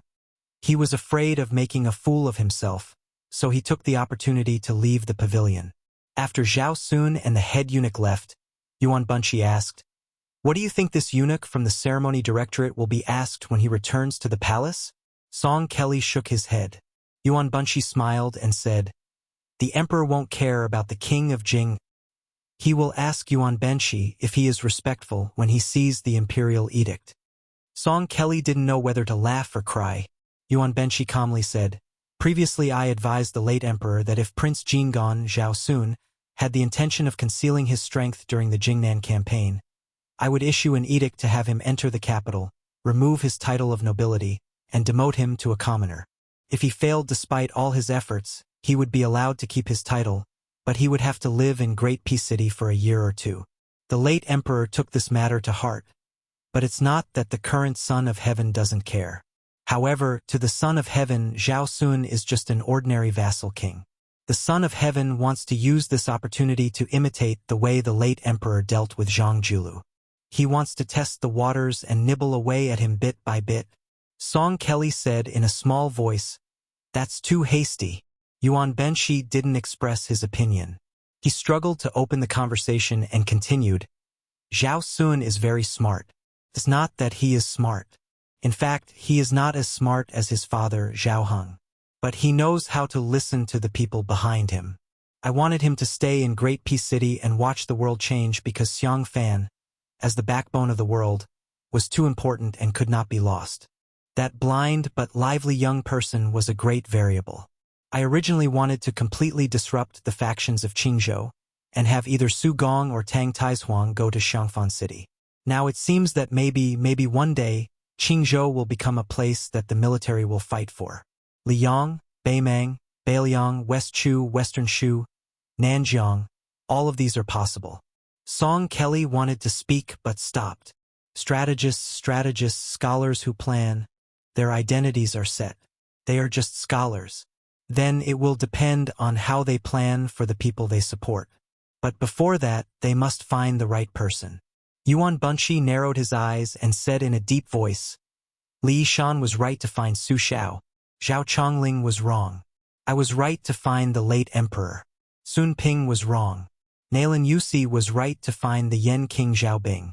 Lu Su was wrong to find Zhao Heng and Zhao Sun. Song Kelly asked curiously, then Song Dongming, Su Beiji, and Chun Shiliang were right to find Su Fengyan? Yuan Bunshi said with a smile, I don't know. Song Kelly asked seriously, Mr. also has things you are not sure of? Yuan Bunshi asked in response, Can there not be? Song Kelly said with a smile, Yes. Yuan Bunshi smiled and then said, I once asked 2 monks the same question. Killing thousands and reviving tens of thousands, is there something to do or not to do? When I asked if killing 10 people and reviving tens of thousands, Yang Taisui nodded and said there was something to do. But when I asked if killing 1 person and reviving tens of thousands, Li Xiaoxin still refused to nod. After Yuan Bunshi finished speaking, he paused for a long time and pressed a hand on the pillar. He said, Next, I will have you bring an imperial decree and a secret decree to Ji province. The former is for you to take root in Jinan. The latter is for you to give to that mad dog Yuan Tingshan, and have him boldly open the gates to Ji Bei. Song Kelly was puzzled at first, but then his face quickly paled. Yuan Bunshi said coolly, Just make Beiliang more chaotic. Those who seek the living live, those who wish for the dead to die. The Beiliang cavalry is the best in the world? Then let the entire Central Plains wait and see. Just like in the past, Great Peace City welcomed the flying literary talent of the first month that could not be missed. For a time, rumors flew all over the place. The imperial examinations began in Dafeng, flourished in West Chu, and flourished in Liang. In West Chu, the subjects of the imperial examinations were extremely complicated. After the reform in Liang, the emphasis was placed on the imperial examinations. In a certain person's hands, the imperial examinations gradually became more focused on trial and error. At first, there was a clamor that the Grand Secretary neglected learning and only favored the imperial examinations. There were more and more people who passed the Grand Exam, going from 3 to 4 people in the Great Feng Dynasty to 20 to 30 people in the West Chu Dynasty. Then there were 100 people in the late Eternal Hui Dynasty, until there were 200 people in the first year of Xiangfu Dynasty. Because of the rise of the imperial examinations, many people who came from other places to take the examinations continued to enter and stay in Great Peace City. Thus, there were the 2 interesting things of passing the imperial examinations and passing the imperial examinations. Imperceptibly, the relationship between the literary and official circles was pulled closer. Li Yang's imperial examinations were held in the first month, and the results were released in the second month. Not to mention the fact that there were very few people who could pass the imperial examinations, the scholars who failed the examinations were not naive enough to think that it was over. They could not return to their homes. After all, the large amount of traveling expenses when they first came to Shangjing was not something most scholars could afford. Thus, they had to stay in the capital. Those who had connections would find friends and relatives, and those who did not would have to stay in the temples. During this period, other than continuing to study hard, they also had to learn how to get their favorite essays to be looked at by the officials or famous figures in the literary world. Or they could directly send it to the officials of the Ministry of Rights other than the examiners of the imperial examinations. Thus, there were sayings like, the Prime Minister's gatekeeper is a 7th-rank official, and the King of Hell is easy to meet, but the little ghosts are hard to deal with. The 7th-rank gatekeeper was a bit unusual. After Tantanon, he had presided over the imperial examinations several times and was now the heavenly official. Naturally, there was a lot of traffic in front of Yin Maochuan's door. This was not strange. The Song family, which had produced 2 teachers, was also not strange. What was unusual was that this year, the residence that received the most name tags was not the residence of the head of the Secretariat, Qi Yanglong, nor was it the residence of the great master of science, Yao Baifeng. It was not the residence of Yan Jieshi, who was both a relative of the imperial family and a scholar. Instead, it was the residence of 2 young officials. One was the new assistant minister of the Ministry of Rights, Jean Lanting, who was rumored to be the next head of the Ministry of Rights, and the other was the new Right Chancellor of the Imperial College, Sun Yin. It was said that the name tags received by these 2 gatekeepers could fill dozens of large baskets. Chapter 1338. The 2 most popular officials in Liang also showed completely different attitudes. Even though Jean Lanting had a lot of work to do, he still tried his best to meet all the scholars. Even those who could not squeeze into the assistant minister Fu because they were ahead of the Empress Dowager and could not meet, official Jean would carefully review the letters and give them back to them. He would not be careless in his responses. As a result, he had to stay up all night almost every day. Other than meeting the scholars in person, he would also reply to essays and poems. Some of the best poems would even be passed around by Jin Sanlang among the 8 talents of the capital. It could be said that he did not spare any effort to help those scholars gain fame. However, when compared to Sun Yin, Chancellor Sun Yin's son, he appeared to be extremely unreasonable.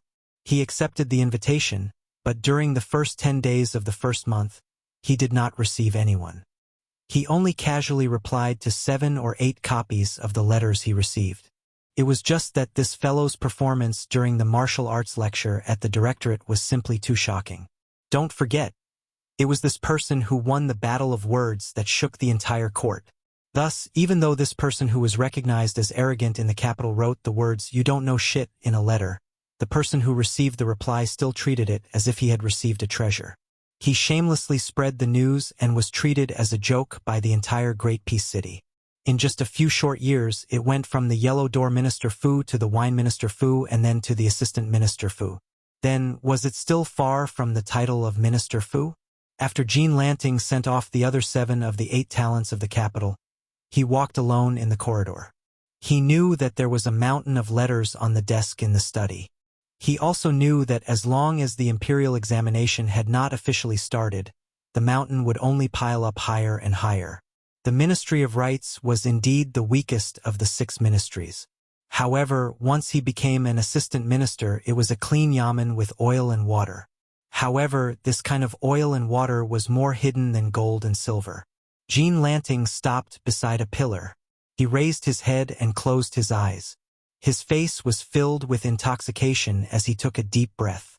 Great Peace City, Great Peace City, how can I, Jean Sanlang, not be proud of my success?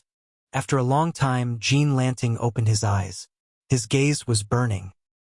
He said in a voice that only he could hear, "Minister Fu, I will do better than you." The small house that Sun Yin currently lived in was rented.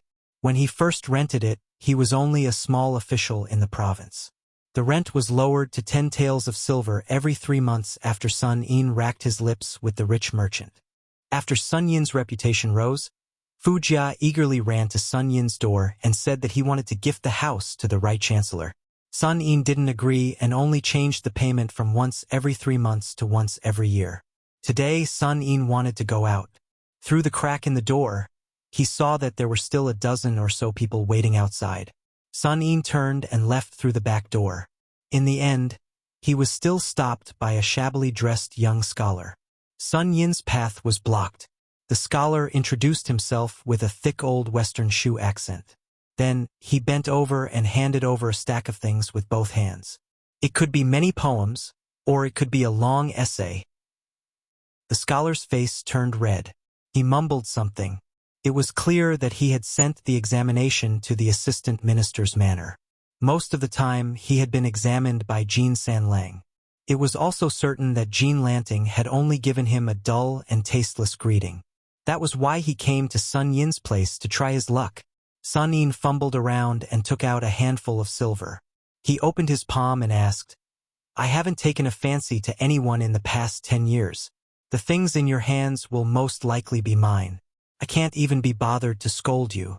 The high officials in the capital all cherish their reputation. When they meet someone like you, they will at most pinch their noses and give you some money to send you off. Then, do you want me to give you the silver so you can quickly pay back the rent you owe me and have a few good meals? Or do you want me to look at your things? The scholar from Shishu, who had an average appearance and temperament, shook his head and said, "I don't want money. I only want Lord Chancellor to look at my poems seriously." Sun Yin took back the silver. He took the stack of poems with neat handwriting.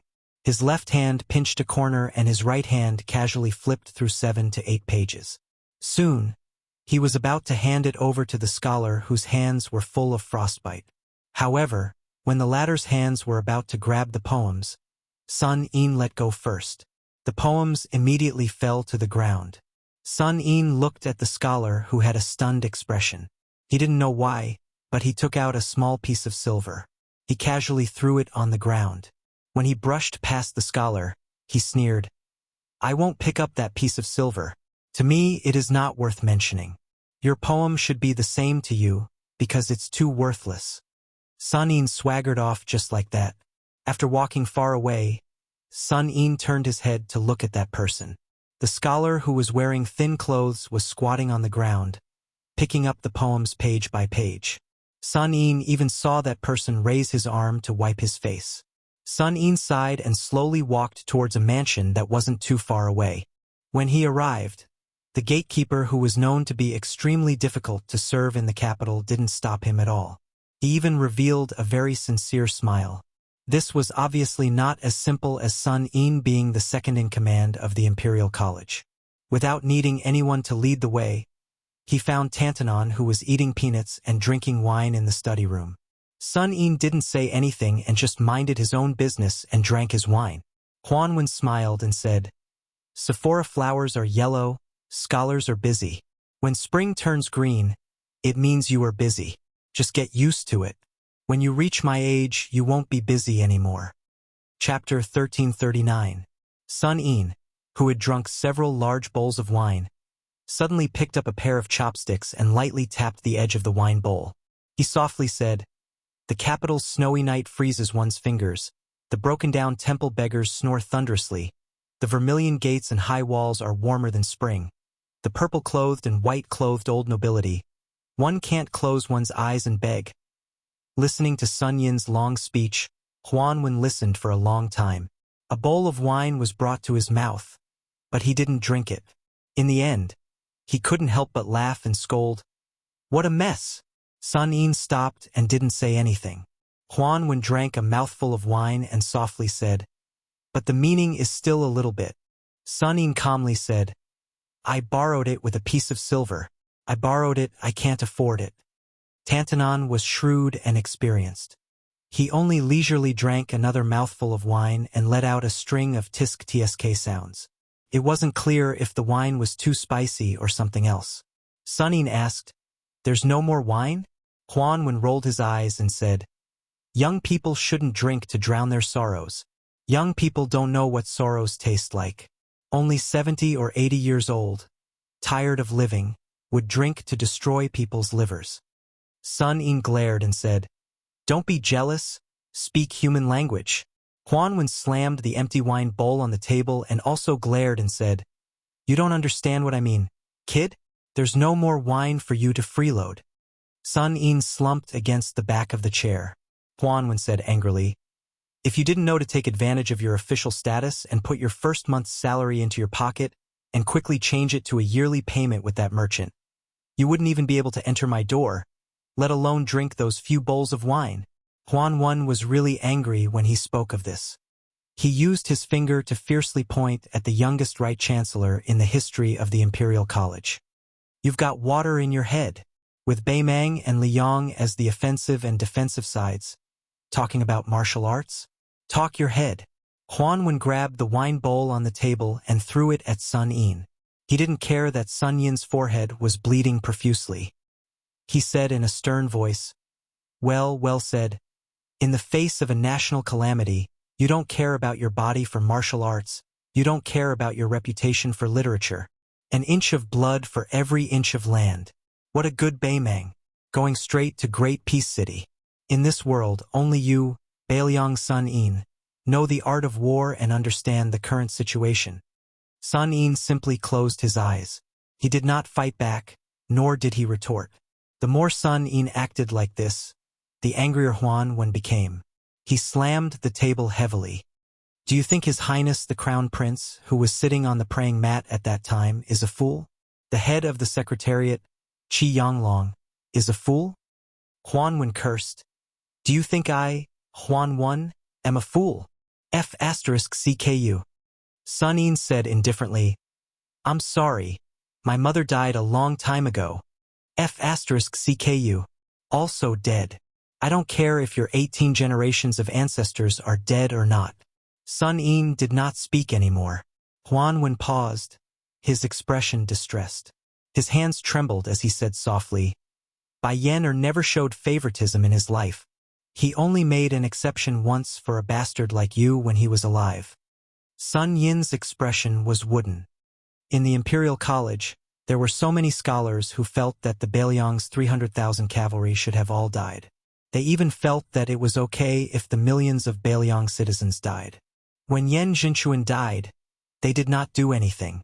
When Zhang Julu died, they were satisfied.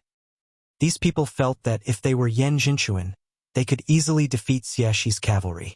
These people felt that if they were Zhang Julu, they could have ruled the world long ago. These people were all scholars. Sun Yin lowered his head and covered his face with his hands. He said in a choked voice, When I was young, I finally managed to get into a private school. Teacher was a remnant of the spring and autumn period who stayed behind in Beiliang for some reason when Hongjia went north. I remember that teacher liked to take us to read and sing the Song of Everlasting Regret. Before I left Lingzhou, I saw teacher for the last time. Teacher said that he did not expect that the sound of reading he heard in Beiliang was the same as the sound of reading he heard in his hometown. So teacher said that after he died, it was fine to be buried in Beiliang. The great peace city of these scholars is so peaceful. I do not want to see this kind of peace. I, Sun Yin, want to return to my hometown. I would rather see the smoke of war rise there. Huanwen said to himself, Sun Yin, if you want to return to Beiliang, I will not stop you. But I hope you know that the great peace city of the scholars you see is not the true great peace city, and not everyone's great peace city. This city had my teacher Zhang Julu, Sun Ping, Yan Jinchuan, and I, Huanwen, who is still alive. There are many people that you do not know. Su Xiao, Li Xiaoxin, Chao Chongqing, Yang Taisui, they were all once in this place. They were so high-spirited, and each of them had a clear conscience. When you return to Beiliang, you may become an official, you may be a strategist, you may die on the battlefield with a clear conscience. But if you do not give up today, one day in the future, at a certain time, you will have a chance to say to another young person, in Great Peace City, there is me, Sun Yin. In this world, there is me, Sun Yin. In a secluded courtyard in a narrow alley, a woman sat quietly on the threshold of the inner courtyard. The wooden door of the outer courtyard was open. She looked outside the door. It was as though she was waiting for someone to come home. She would occasionally hear the melodious shouts of the hawkers selling candied fruits from the distance. But maybe because this alley was too small, she could not see the figures of the hawkers carrying the candied fruits pass by the door. She put a hand on her abdomen and said softly, Boarder, the child and I are fine, but we miss you very much. Chapter 1340. If the post roads after the start of a war were compared to the meridians of a dynasty, then the endless supply of troops and provisions would be the blood of the empire. At this moment, Beimang displayed a huge tension that was enough to move the central plains. The Empress of Beimang, Taiping Ling of chess and sword music school, and a fat man stood beside a post road. They looked at the busy transportation from north to south. The three of them had different expressions. The old lady, who was wearing a brand new mink coat, was full of pride. It was precisely because of her slow and appropriate governance that the Central Plains, which was on the verge of unification, did not gain the slightest bit of the upper hand for more than 10 years. She even forced Liang to spend half of the country's tax revenue on the Eastern Front, and finally led to the revival of West Chu in Guangling Road. Among her subjects there was still Tuoba Bodhisattva, Dongzhuo, Lu Gui, Huang Songpu, Murong Baoding, Yang Yuanzan, and a series of meritorious generals, not to mention the grassland eagle with the surname Yelu. They were a gathering of stars, shining brightly on the vast grassland. Standing beside the empress was an ordinary-looking old scholar in a green robe. This old man, who had spent 20 years traveling the Central Plains, had a cold look in his eyes. As for the fat man, who was constantly hugging his hands to expel the cold, his body was already huge, and after wearing the armor, he looked even more bloated. The Empress of Beimang retracted her gaze and turned to look at the fat man whose reputation was notorious in the streets of Xijing.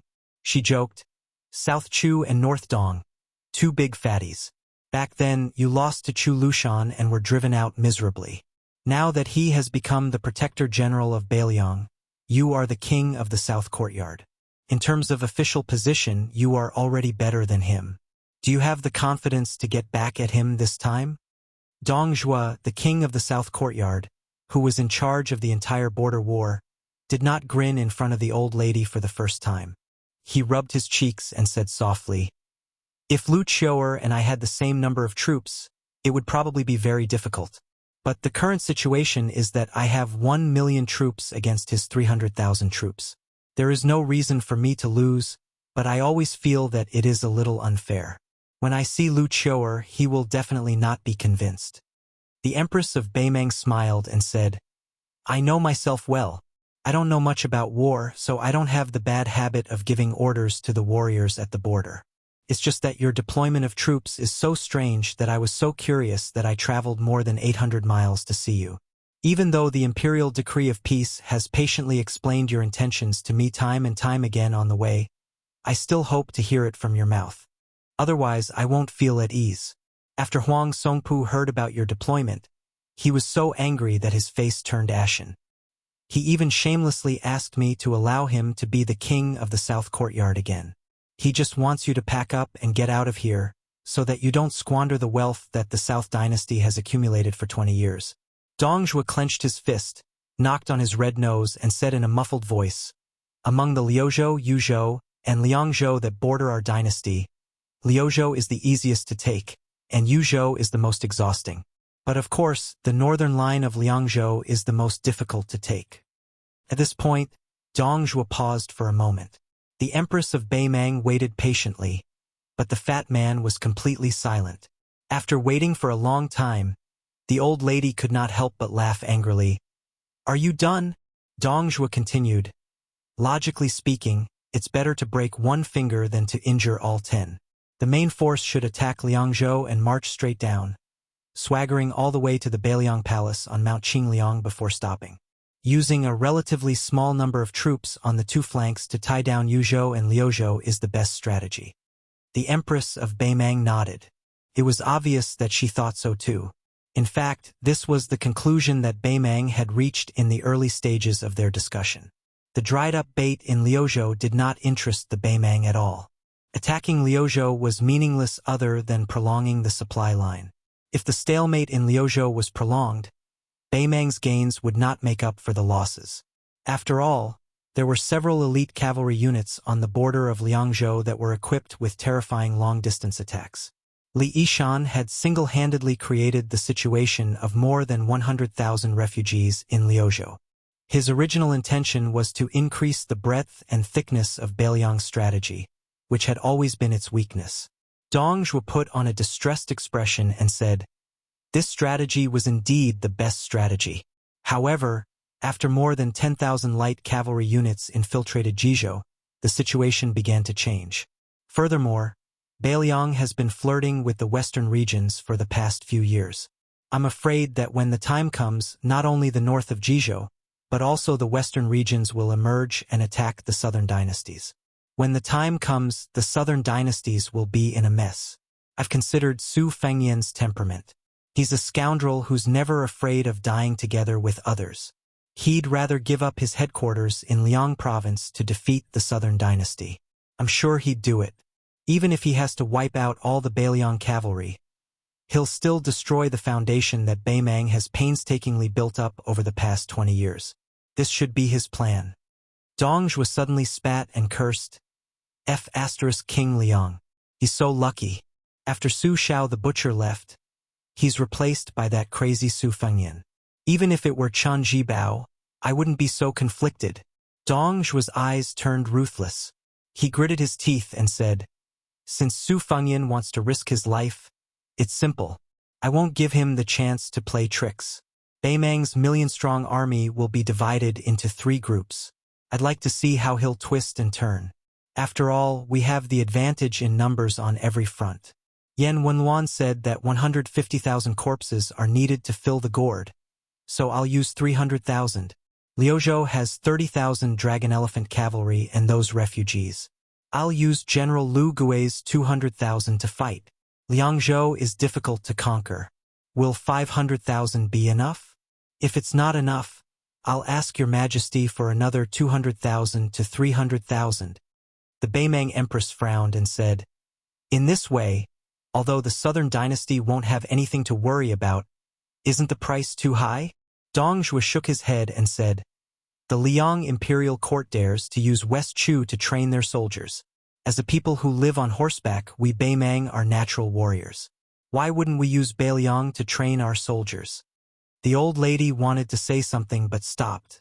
Dongzhuo said in a deep voice, your majesty, I, Dongzhuo, can promise you that even if Beiliang destroys 500,000 or even 600,000 of our soldiers, as long as we conquer Beiliang, I'll definitely return the 2nd million-strong army with both hands. The imperial decree of peace finally opened his mouth and said, your majesty, after winning this war, Beiliang and Jizhou will soon become the 2nd southern dynasty. All the civil officials of the southern dynasty are already prepared. Wherever the cavalry's hooves pass, it will be the beginning of the scholar's pen. This is the real backup plan that I've prepared for Beimang.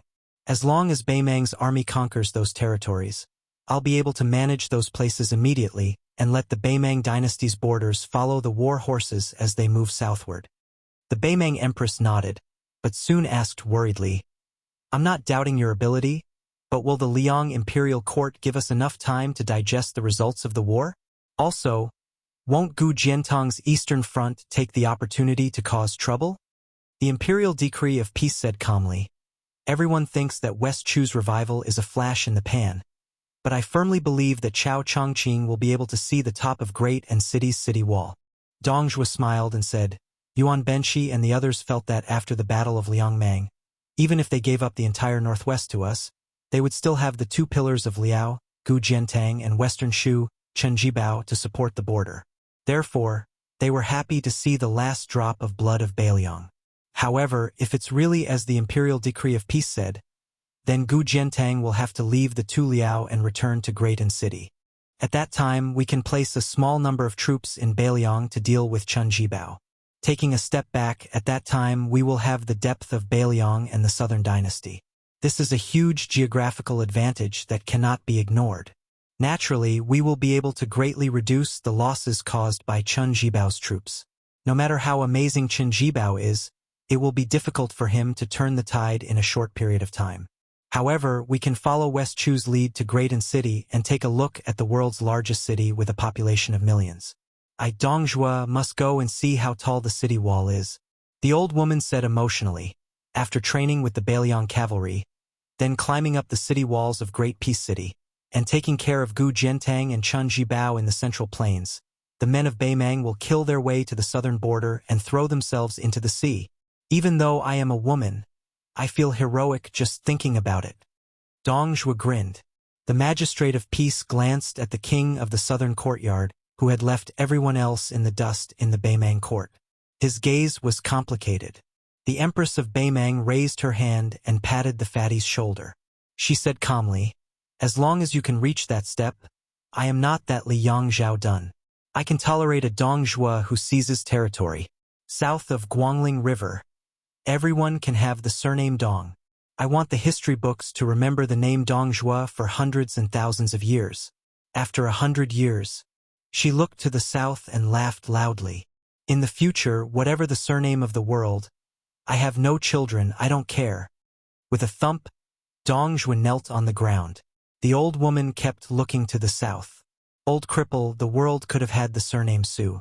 In the early spring of the second year of Xiangfu, a group of Beiliang crossbowmen roamed outside the mouth of the gourd in Yuzhou. As the sun rose from the east, the morning dew on their armor gradually dried up as the chill of late spring dissipated. Each of these elite scouts rode 2 horses. Their mounts were the best war horses from the largest pastures in Beiliang. With a great battle imminent, the best horses from the various pastures were given to these special troops first. Compared to the battle lines in Liangzhou, where an arrow was knocked on a bow and could be triggered at any moment, Yuzhou, which had more strategic advantages, made people feel more at ease. This was because both sides in Liangmang acknowledged that if Beimang wanted to attack Yuzhou, they would have to use more than 100,000 lives to fill the gap or even flatten it.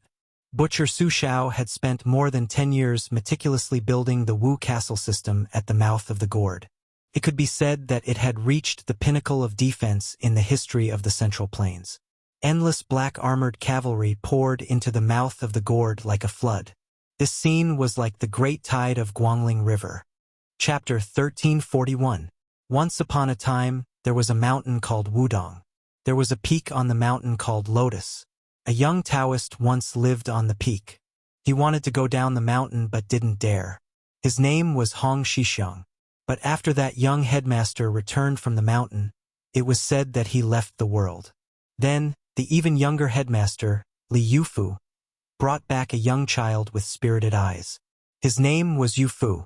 Perhaps his parents hoped that this child would be able to save up some good fortune every year. If a poor family wanted to live a long and stable life, it was nothing more than saving up. The Lantern Festival was a big festival. In order to welcome the Lantern Festival in the second year of Xiangfu, all the Taoists on Wudong Mountain, regardless of seniority, chopped bamboo to make lanterns and then pasted rice paper on them. Even the most senior Taoist masters like Chun Yao and Yu Xingrui were no exception. Unfortunately, the oldest martial uncle on the mountain, Song Jiming, passed away last year. He didn't ascend to immortality. The old Taoist master passed away peacefully. He only muttered that if only his younger martial brother was still alive, he would be able to refine several furnaces of truly good pills. Then there was the month before the old man's death. He often saw martial Uncle Song standing at the gate of Big Lotus Peak, looking at the foot of the mountain. Needless to say, he was waiting for the headmaster's martial nephew. From Wudong's old Jinren Shifu Huang Manshan to his de Shixiang Wang Zhonglo, to his little shitty Hong Shixiang, and finally the current Jiao Li Yufu Song Jiming, other than the paintings of his ancestors, lived for 200 years and met 4 Wudong Jiao Jiao. Therefore, he passed away very peacefully. The older generation of Taoists was withering day by day. The great Taoist master Chun Yao, who was in charge of discipline, also couldn't hide his old age. Fortunately, Wudong Mountain had always been indifferent to birth, old age, illness, and death. Moreover, Wudong Mountain was now flourishing with incense. Several peaks on the mountain held several not-so-grand but still solemn opening of the mountain ceremonies. Even though it was close to the Lantern Festival and the sky had not yet brightened, there were still many good men and women who started to climb the mountain to burn incense. It was different from the many Taoist temples in Liang that would specially open a back door for high officials and dignitaries, and the common people could burn incense for a lifetime without being able to burn the first incense. In Beiliang, as long as you were early, the common people could also burn the first incense on Mount Wudong.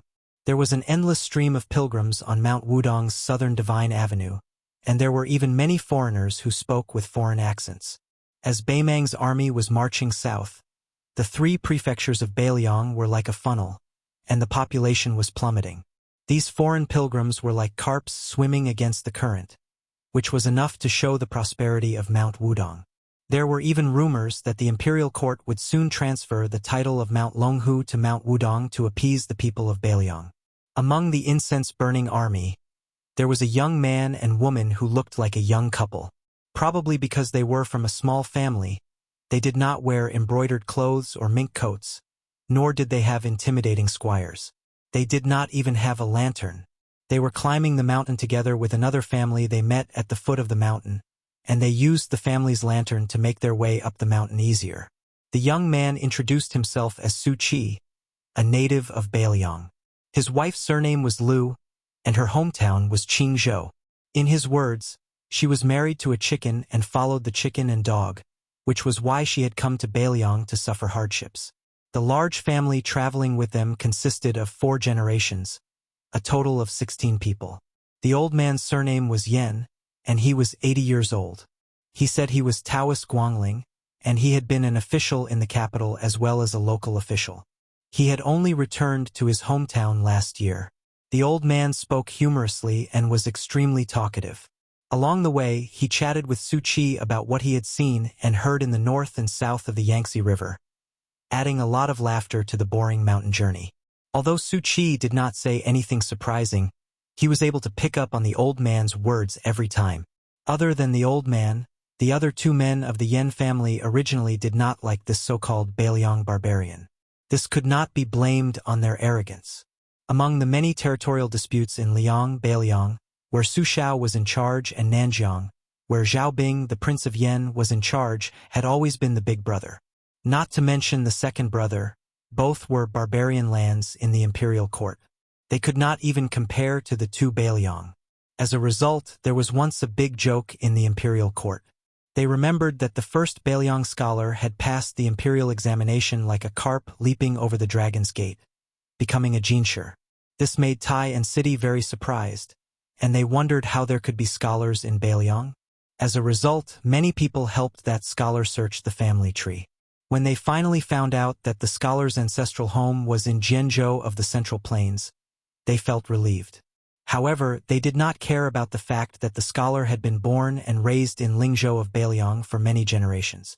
It was not until Yan Jieshi became a relative of the imperial family and then a grand scholar of the Palace Hall, Jean Lanting's meteoric rise, and the great scholar of Confucianism, Yao Baifeng, came to the capital to preside over the imperial college that their terrible impression of Beiliang as uncivilized was slightly improved. They pinched their noses and admitted that Beiliang also had a family tradition of scholars. The distance from the main peak of Wudong's Golden Peak to the southern Divine Path was 12 miles. It was also a mountain road. With the old and young of the Yan family, their legs were weak and they walked slowly. By the time the first morning bell rang, they were only halfway there. They rested at the pavilion for travelers and pilgrims to rest. The old man took advantage of the first rays of dawn to look into the distance. Su Qi and his wife stood side by side, admiring the scenery below the mountain. After the old man retracted his gaze and sat down, his young great-grandson immediately ran over to massage his legs and feet. The old man laughed heartily and dotingly picked up the child and placed him on his lap. He pointed to the east and said, "This scene is called, 'The Sky Opens to White.'" The child clearly had no interest in the sky opening to white. He raised his head and asked in a childish voice, "Great-grandfather, is there really an immortal on the mountain like my mother said? Can immortals ride on the clouds?" The old master of the Yan family laughed heartily and stroked the child's head. He did not give an answer. He only turned his head to look at the mountain peak shrouded in clouds and fog. He sighed softly and said, "I don't dare to speak loudly for fear of alarming the people in the sky." Chapter 1342. The child, who did not get an answer, kept pestering him. The old man could only say, "As scholars, we must scrupulously abide by the saint's words of not speaking of strange forces and chaotic gods. However, I can still talk to you about something else. In fact, when I was young, I used to travel under the guise of traveling and secretly went to visit immortals in green robes with a sword.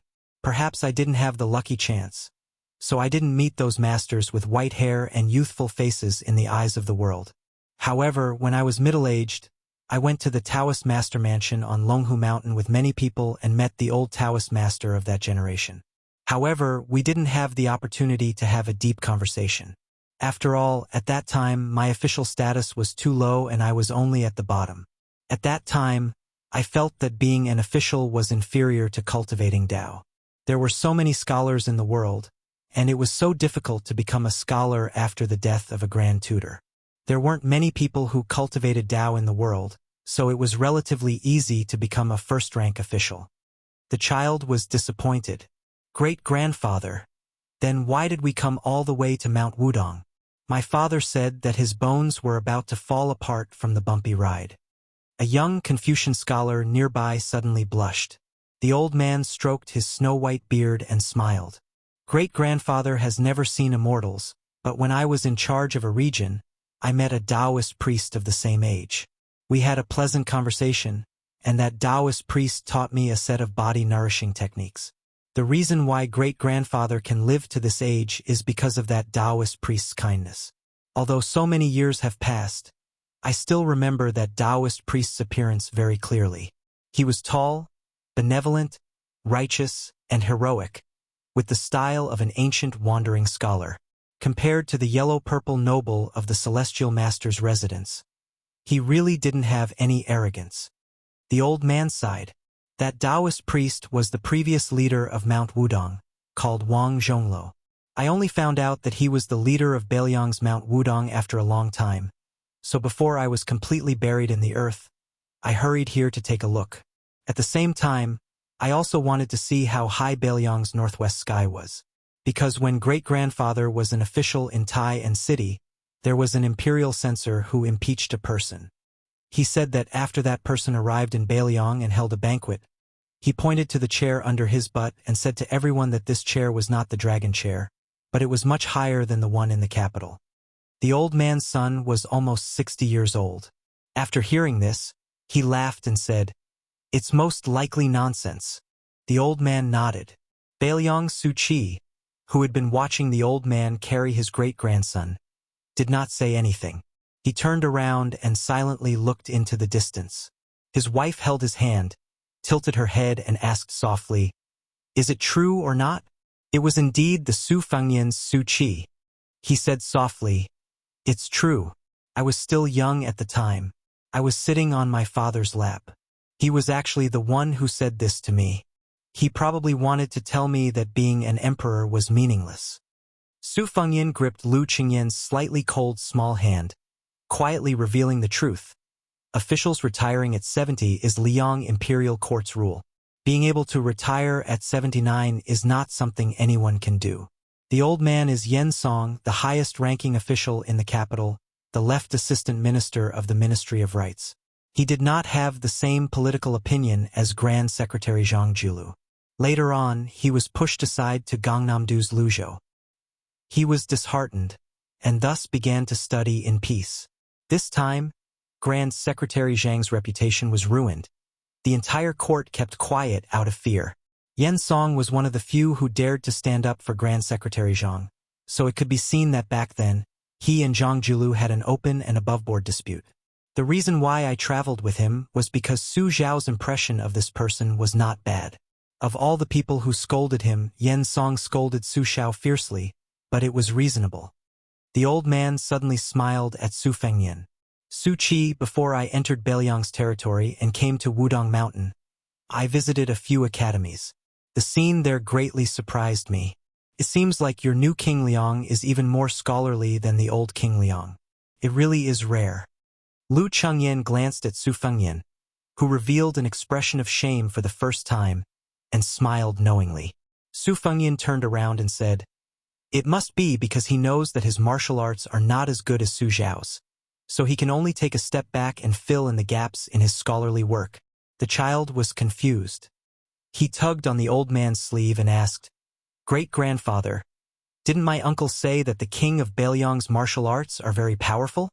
A middle-aged man did not know whether to laugh or cry. He said, "The martial arts of scholarly work and martial arts are not about the ability to fight." After chatting for a while, the group began to climb the mountain again. Now that they had come to Wudong Mountain to burn incense, There was one thing that visitors and pilgrims had to do. That was to see with their own eyes the many Taoists on the mountain, regardless of age or seniority, who collectively participated in the morning and evening exercises. The reason why the old and young of the Yen family had rushed up the mountain so early was to enjoy the scene. Hundreds and thousands of Taoists were practicing together in the square. It was rumored that the set of fist techniques was created by the previous chief, Hong Shixiang. Anyone could practice, learn, and benefit from it. When the group finally arrived at the square of Wudong Mountain, they did not miss it. Otherwise, they would have had to wait until dusk.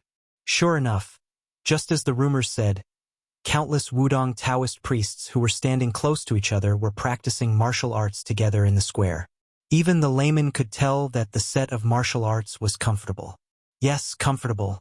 There were no profound movements, nor were there any sounds like the normal practice of martial arts. It was quiet and peaceful. The old man Yen Song praised, "What a natural and smooth move." The child who was sitting on his father's neck pointed into the distance as if he had discovered some incredible immortal. With a face full of surprise and joy, he said, "There's a child about my age who is also practicing boxing over there. He's at the very front." Although the old man could not see the situation clearly, he was a little surprised after hearing it. "Isn't it said that the person leading the fist techniques is the current chief, Li Yufu?" Su Fengyan explained. Li Yufu took in an apprentice. Behind those Taoist priests, there were many pilgrims who were also practicing boxing. Perhaps it was not the intention or even the form, but every one of them was very enthusiastic. It was just that they could not see the movements of the leading Taoist priest, so they could only practice boxing with the pilgrims in front of them or nearby. It looked a little out of place, but everyone was very serious.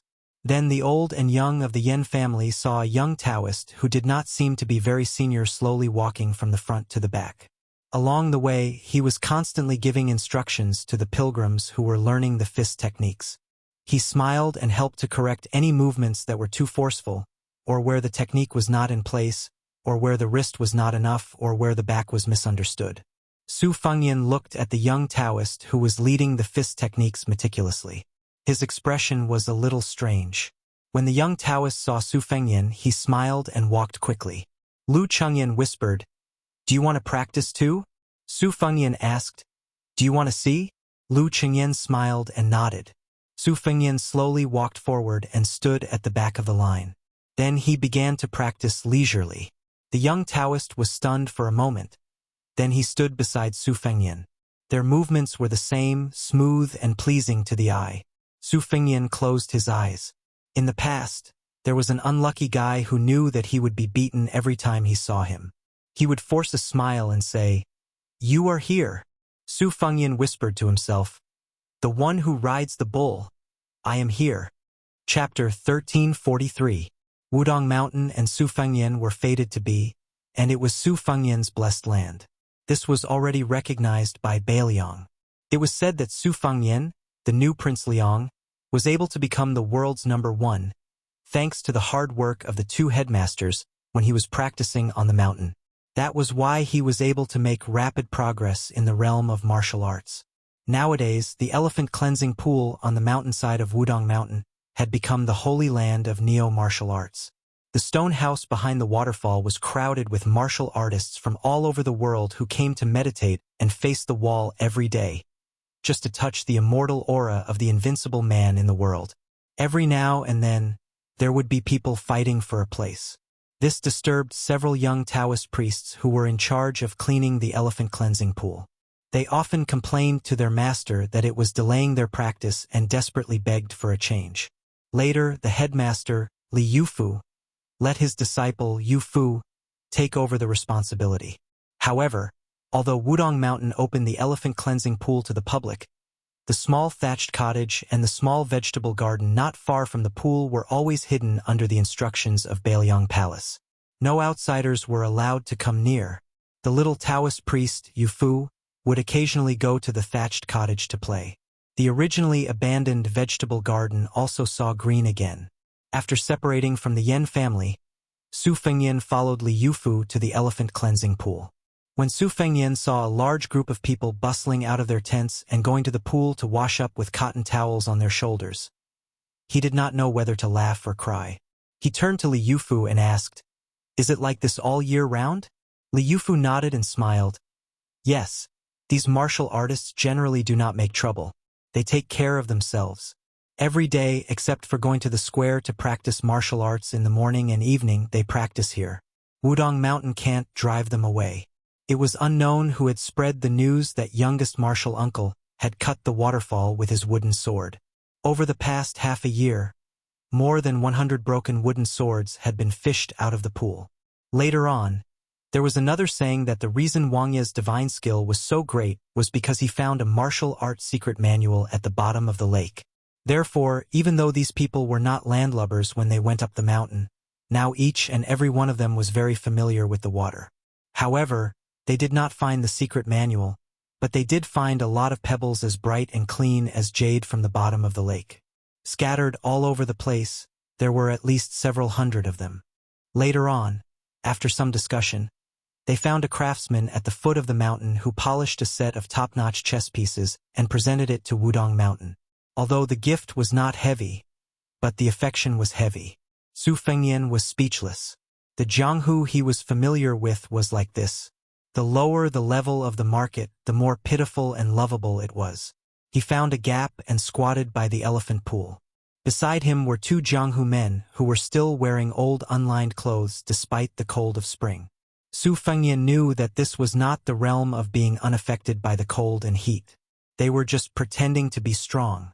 In Jianghu, it was important to not lose to others. In the winter, if you wore a mink coat to keep warm, then you had to grit your teeth and wear unlined clothes. Even more ruthless, they would simply bare their arms. This was the same way as the literary world. In the midsummer, there were many madmen who wore fur coats and sang loudly in order to fish for fame. Su Fengnian squatted down and picked up a handful of cold water to wash his face. The burly man on his left glanced at him and was surprised that a young man who looked like a scholar had come to join in the fun. He asked in the jargon, "Newcomer? Is there a mountain?" Su Fengnian nodded. "Mountain? Qingliang Mountain should count as a mountain, right?" Su Fengnian asked with a smile. "There are so many people squeezed here. Not to mention eating and sleeping, even farting and taking a dump isn't satisfying. May I ask, Senior, is there really someone breaking through here?" That fellow thought deeply. He probably felt that this kid was quite smart. He lowered his voice and said mysteriously, "How could there not be? 2 days ago, there was a brother who broke through the threshold of the third-rank realm in one night. It was a rather sloppy method, but after breaking through, his sword flowed like flowers and water couldn't get through. Before that, there was an old senior from Lingzhou who came here to comprehend the Tao. He stayed in the third-rank realm for more than 20 years. In the end, he just sat here for 3 months and broke through. I heard that after that senior became a master, he was in high spirits. On a full moon night, he let out a long roar. His voice was so loud that even a few miles away from the foot of the mountain could hear it. For a full hour, it was like thunder. Don't you think that's weird?" Su Fengnian held back his laughter and nodded seriously. "Us normal people can't even make a pot of tea's worth of time, let alone a full hour. Moreover, we'll definitely be mute for a month.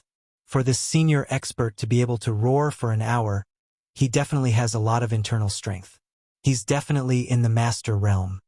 The swordsman on the right secretly shuddered as he washed his face with cold water. He rolled his eyes and said, "Little brother, don't listen to little Kitten Kong's nonsense. What clear and long howl? What half an hour? Those are all nonsense. Who would be bored enough to shout for half an hour? Besides, isn't that old man afraid of disturbing the rest of the Wudong immortals? I, Su Shiying, don't respect any martial pathmaster. I only respect the Taoists on this mountain. They are really skilled. My grandfather's grandfather personally saw old ancestor Huang. My grandfather also received help from old sect leader Wang. When sect leader Wang split the river with a finger, my grandfather was watching from the side of the river. Now that sect leader Li is also an expert just looking at his fist. I have to give him a thumbs up. The man whose real name was Kong Dahu but who was ridiculed as Kitty Kong turned his head and looked at his brother who gave him a thumbs up. He laughed. Forget it, Su Shiying. You're always bragging about your relationship with the king of Bailiang. Other than the two words Su and Su being homophones, the two of you are like heaven and earth, not even half a copper coin. Su Shiying fiercely threw the cotton towel on his shoulder and glared. My grandfather was one of the first old soldiers to follow the great general to Bailiang. My grandfather still has the armor and the 8-dipper bow passed down by my grandfather at home. Kong Dahu laughed out loud and said, If your grandfather is really a foreigner like the great general, then why did you say that your grandfather's grandfather had seen the founder of Wudong sect, Huang Manshan?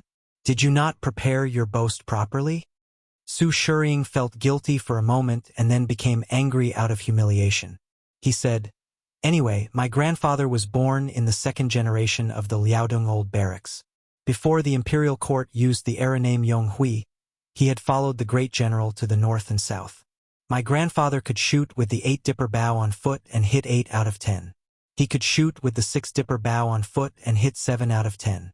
My grandfather said that even the great general praised his archery back then. He said that when he went to Bailiang, he would let the Baimang barbarians know the strength of the Liaodong warriors. Kong Dahu sneered and said, I've heard that other people say that divine archers can hit 100% of the time, or they can shoot a willow leaf from 100 paces away. Your grandpa Su Shiying can only hit 70% of the time. How could he be praised by the general? Su Shiying, oh Su Shiying, are you not afraid of choking yourself to death with your bragging? Su Fengyan immediately had a whole new level of respect for Su Shiying, because in the early days of the imperial court of Liang, there was a martial arts examination called the Law of Testing and Equestrian Archery. According to the law, Su Shiying's grandfather's archery skills were indeed excellent. It was precisely because Su Shiying didn't mention anything about shooting with 100 shots that it was more realistic. Su Fengyan asked, Brother Su, why didn't you enlist in the army? Su Shiying sighed and said sadly, When my father was young, he wanted to study and pass the imperial examinations. My grandfather didn't like it and said that studying was useless. My father couldn't persuade my grandfather, so he could only enlist in the border army and become a small official in the Shenli ranch. In the end, I don't know how, but he angered a big shot above him. The big shot had an even bigger backer. I think it was that Huaihua great General Zhong Hongwu. When he came back, he was half dead. My grandfather was a person who cared about his reputation. Even when he died, he didn't say anything. He just wanted me, his grandson, to study. Unfortunately, I'm not cut out for studying. I only want to practice martial arts so that I can accumulate some military merits like my grandfather and get an extra set of armor for the family to pass down as a family heirloom. At this point, Su Shiying grinned and said, I also have an older brother who joined the army at the border of Yuzhou. When he returned home during the spring festival last year, I heard him say that he would soon become an official crossbowman. My brother followed my father's example and was very good at studying and practicing martial arts. Su Fengyan asked curiously, Your father was wronged at the border. Why did he let your brother enlist in the army? Besides, the culture in Bailiang is gradually growing. Studying can also give one a good future. Besides, the northern barbarians are coming. It's not safe to be a soldier. Su Shiying, who always gave off a sloppy feeling, said sincerely for the first time, I don't know what my brother was thinking. At first, he really didn't want to be a soldier, but after a few years, he didn't want to study at home. Luckily, there was a young lady in his hometown who missed him. She's almost become an old maid. But last year, my brother promised his future sister-in-law that as long as he became the most difficult crossbowman in Bailiang's 300,000-strong border army, he would marry her grandly the next time he returned home. As for my father, when he returned home from the border, he only knew how to drink. After my brother joined the army, he drank the most. But in the past 2 years, he drank less and didn't say anything crazy. Especially after the spring festival, he even quit drinking. Last time, when he and my brother went to visit my grandfather's grave together, when my father toasted, Su Shiying didn't continue speaking. He lowered his head and washed his face fiercely. Although Kong Dahu and Su Shiying usually teased each other, Their friendship was actually quite good. The Bailiang martial artists who came to the elephant cleansing pool to bask in the glory were divided into different groups. Small characters like them who didn't have any family background couldn't even squeeze into the areas with good feng shui near the pool, let alone meditating and facing the wall in the stone house behind the waterfall. Some of the disciples of sects and schools formed groups, each with their eyes on the top of their heads. Not only did they feast on fish and meat every day, there were also many young female heroes who stuck close to them and messed around in their tents every night. Every morning when they woke up, their faces were glowing. People like Kong Dahu and Su Shiying could only watch enviously from afar. Those who were more daring would go and eavesdrop. Of course, the premise was that they weren't afraid of being beaten black and blue by the young heroes of the righteous sects. Chapter 1344. There was a commotion behind the three of them. It turned out that some people had recognized Li Yufu and his disciple, Yufu. They all went up to greet them. Li Yufu was famous on the mountain for treating people kindly and not putting on airs with anyone. This was not the surface of being smooth and slick, but the spirit inside. This was also the chi of Wudong. Wudong Taoists did not care about seniority or Taoist temples. They all had the homework of reading the fortune sticks for the common people on the 1st and 15th day of the lunar month, and even writing letters on behalf of others. On this matter, an unshakable rule had been set since ancestor Lu. Huang Manshan had read the fortune sticks and written letters for people. Wang Zhonglo was like this, Hong Shixiang was like this, Li Yufu was also like this, and maybe in the future the little Taoist boy Yufu was also like this.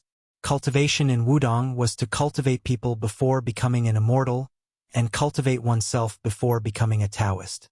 This was the true chi of Wudong Mountain. Su Fengyan and the other two turned to look at the young leader. Kong Dahu introduced him softly.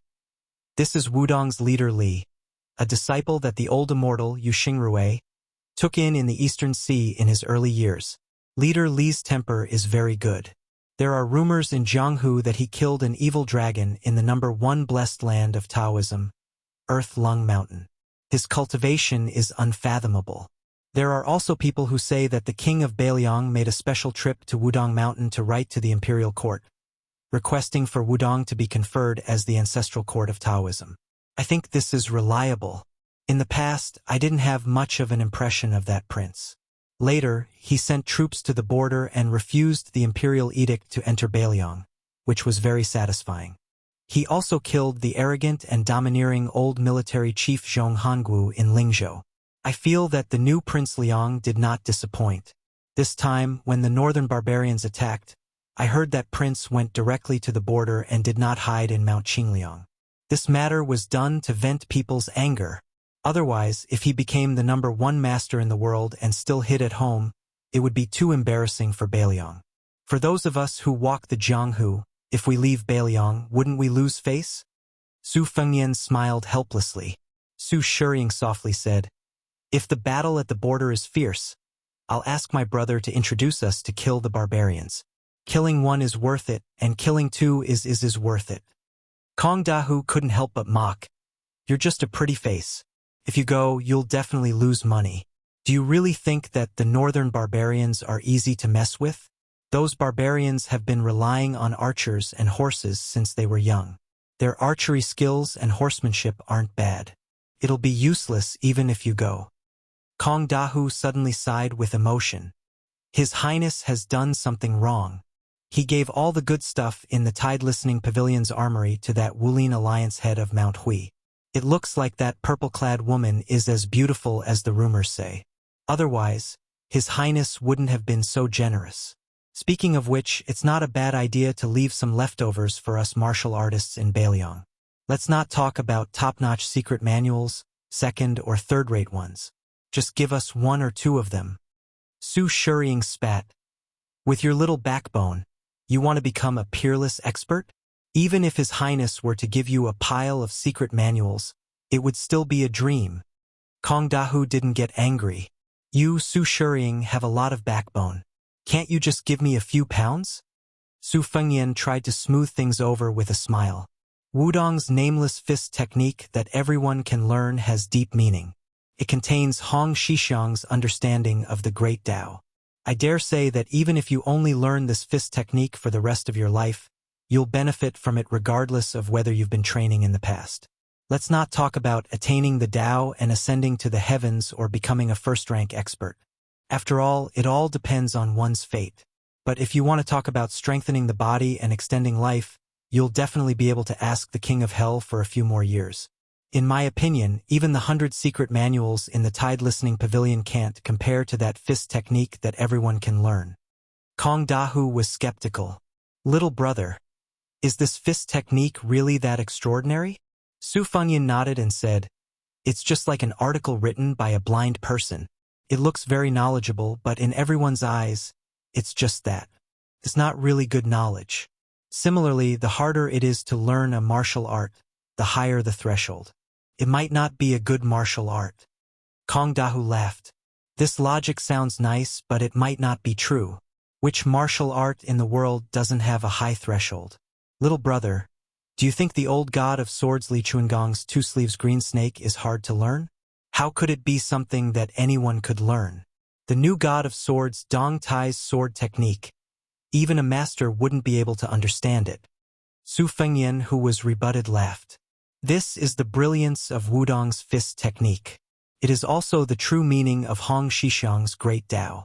The heavenly Tao that people can't reach is like the dangerous path at the peak of Mount Hua. It's just a narrow path. Although there are footsteps, there aren't many people. However, Hong Shixiang's great Tao is the flat path in the world. Everyone can walk on it. As long as one perseveres, even if one's talent is mediocre, one can walk far. Kong Dahu was stunned. He pointed at this brother and laughed. It sounds like a twisted logic, but it does make sense. Su Shiying patted Su Fengyan's shoulder and said, little brother, you have good perception. In the future, you will definitely become a famous master. Su Fengyan smiled. Thank you for your kind words. After the three of them stood up, Wudong's chief Li Yufu was still surrounded by people. The little Taoist child who went up the mountain during the heavy snowfall last year stood outside. He carefully sized up Su Fengyan. For some reason, the child had an unreasonable respect for this mysterious man whose identity he didn't know, but who was able to make his master pay special attention to him. But soon, he felt a sense of closeness in his heart. But in the end, it was more fear than respect. So, from the beginning to the end, the child hid behind his master and didn't say a word to this guy. Just when Su Fengyan and the little Taoist child Yufu's eyes met and the latter quickly turned his head, a handsome young man dressed in brocade clothes and marten fur crept up to Su Fengyan. He didn't dare to move forward 5 or 6 steps away. His fists were clenched and his palms were sweaty. Behind him was a group of disreputable friends who had nothing better to do and came to Wudong Mountain to admire the scenery and the moon. They didn't care about the chief of Wudong or the fist skills. But now, the officialdom of the old 3 provinces in Beiliang, as well as the descendants of the officialdom, had a completely different impression of a certain person. Especially after the young people who had competed with that person to see who was more prodigal back then added fuel to the fire, they had reached a consensus that the most manly thing in the world was a prodigal son who had turned over a new leaf. After the young man with a look of disbelief stopped, he timidly said tentatively, I'm Lu Yukuan. My father is Lu Gongqi, the county chief of Danyang County in Lingzhou. Su Fengyan smiled. Your elder brother is Lu Yushan, the cavalry captain of the Dragon Elephant Cavalry? At that time, he followed the Longxiang army straight into the enemy's territory and beheaded 12 people. Lu Yukuan, who was the most domineering in the eyes of his companions, suddenly had tears in his eyes and trembled all over, as if he had been struck by lightning. Eldest young Master Lu was about to kneel down, but when he saw the man in front of him gently shake his head, he immediately straightened his knees that had already bent a little, not knowing what to do. Last year, in the farce of the officialdom in Lingzhou, many meritorious generals were forced to take off their armor in front of the public by a young man with the title of Lingzhou General, revealing scars all over their bodies. Lu Yukuan was there to watch from a distance. At first, he did not feel that the scene was very shocking. But later, he saw his elder brother who had returned from the border. His elder brother, who had always looked down on him, almost broke off relations with his father and the whole family because his father, who was a civil official, made a few sarcastic complaints at the dinner table. Later, he drank wine with his younger brother for the first time and talked intermittently about the war on the border. He talked about how his fellow soldiers died in battle calmly. Only then did Lu Yuquan begin to understand the heavy significance. So Lu Yuquan climbed Mount Wudong in the cold spring. He just wanted to know how the new Prince Liang practiced martial arts. Su Fengnian did not want to reveal his identity here, so he stopped chatting with Lu Yuquan. Then he said goodbye to Kong Dahu and Su Shiying, gave Li Yufu a look, and walked to the hut with Lu Qingyan. After he left, Kong Dahu and Su Shiying looked at each other. How did this guy get involved with the dignified satrap's son? Looking at the situation, he was at least a figure with a family background of the same level. How could he be patient enough to talk to the two of them for a long time? The corner of Su Shiying's mouth twitched. At that time, he had pretended to pat that guy on the shoulder, for fear that these aristocratic sons, who liked to hide knives behind smiles, would turn around and attack him. He hoped that he would not be put in a sack and sink into the elephant washing pool before he could figure out a master. Lu Yuquan had the courage to observe for a long time. When he saw the king of Beiliang squatting and chatting with the two poor martial artists for a long time, he hurried forward and made a toast. He took the initiative to get close to them and said, "Brothers, I am Lu Yuquan from Lingzhou. It is fate that we met. I have wine, the most authentic green ant wine. Why don't the three of us drink it together?" Kong Dahu asked stupidly, "Young master, you don't charge, do you?" Lu Yuquan smiled helplessly and said, "You are slapping my face, aren't you?" Kong Dahu and Su Shiying went to Lu Yuquan's luxurious silk tent in a daze and drank the boiling hot green ant wine. Around them, a group of playboys in bright clothes were looking at them with admiration, and the eyes of the few young and beautiful heroines were even brighter. When the two finally learned the man's identity, they were dumbfounded. In the 4th year of Xiangfu, Su Shiying, a cavalryman from Liangzhou, died at the border after his brother, who was a crossbowman. In the 6th year of Xiangfu, Kong Dahu, a foot soldier from Yuzhou, died in Beimang's Aquarius prefecture. The two of them smiled before they died and died without regrets.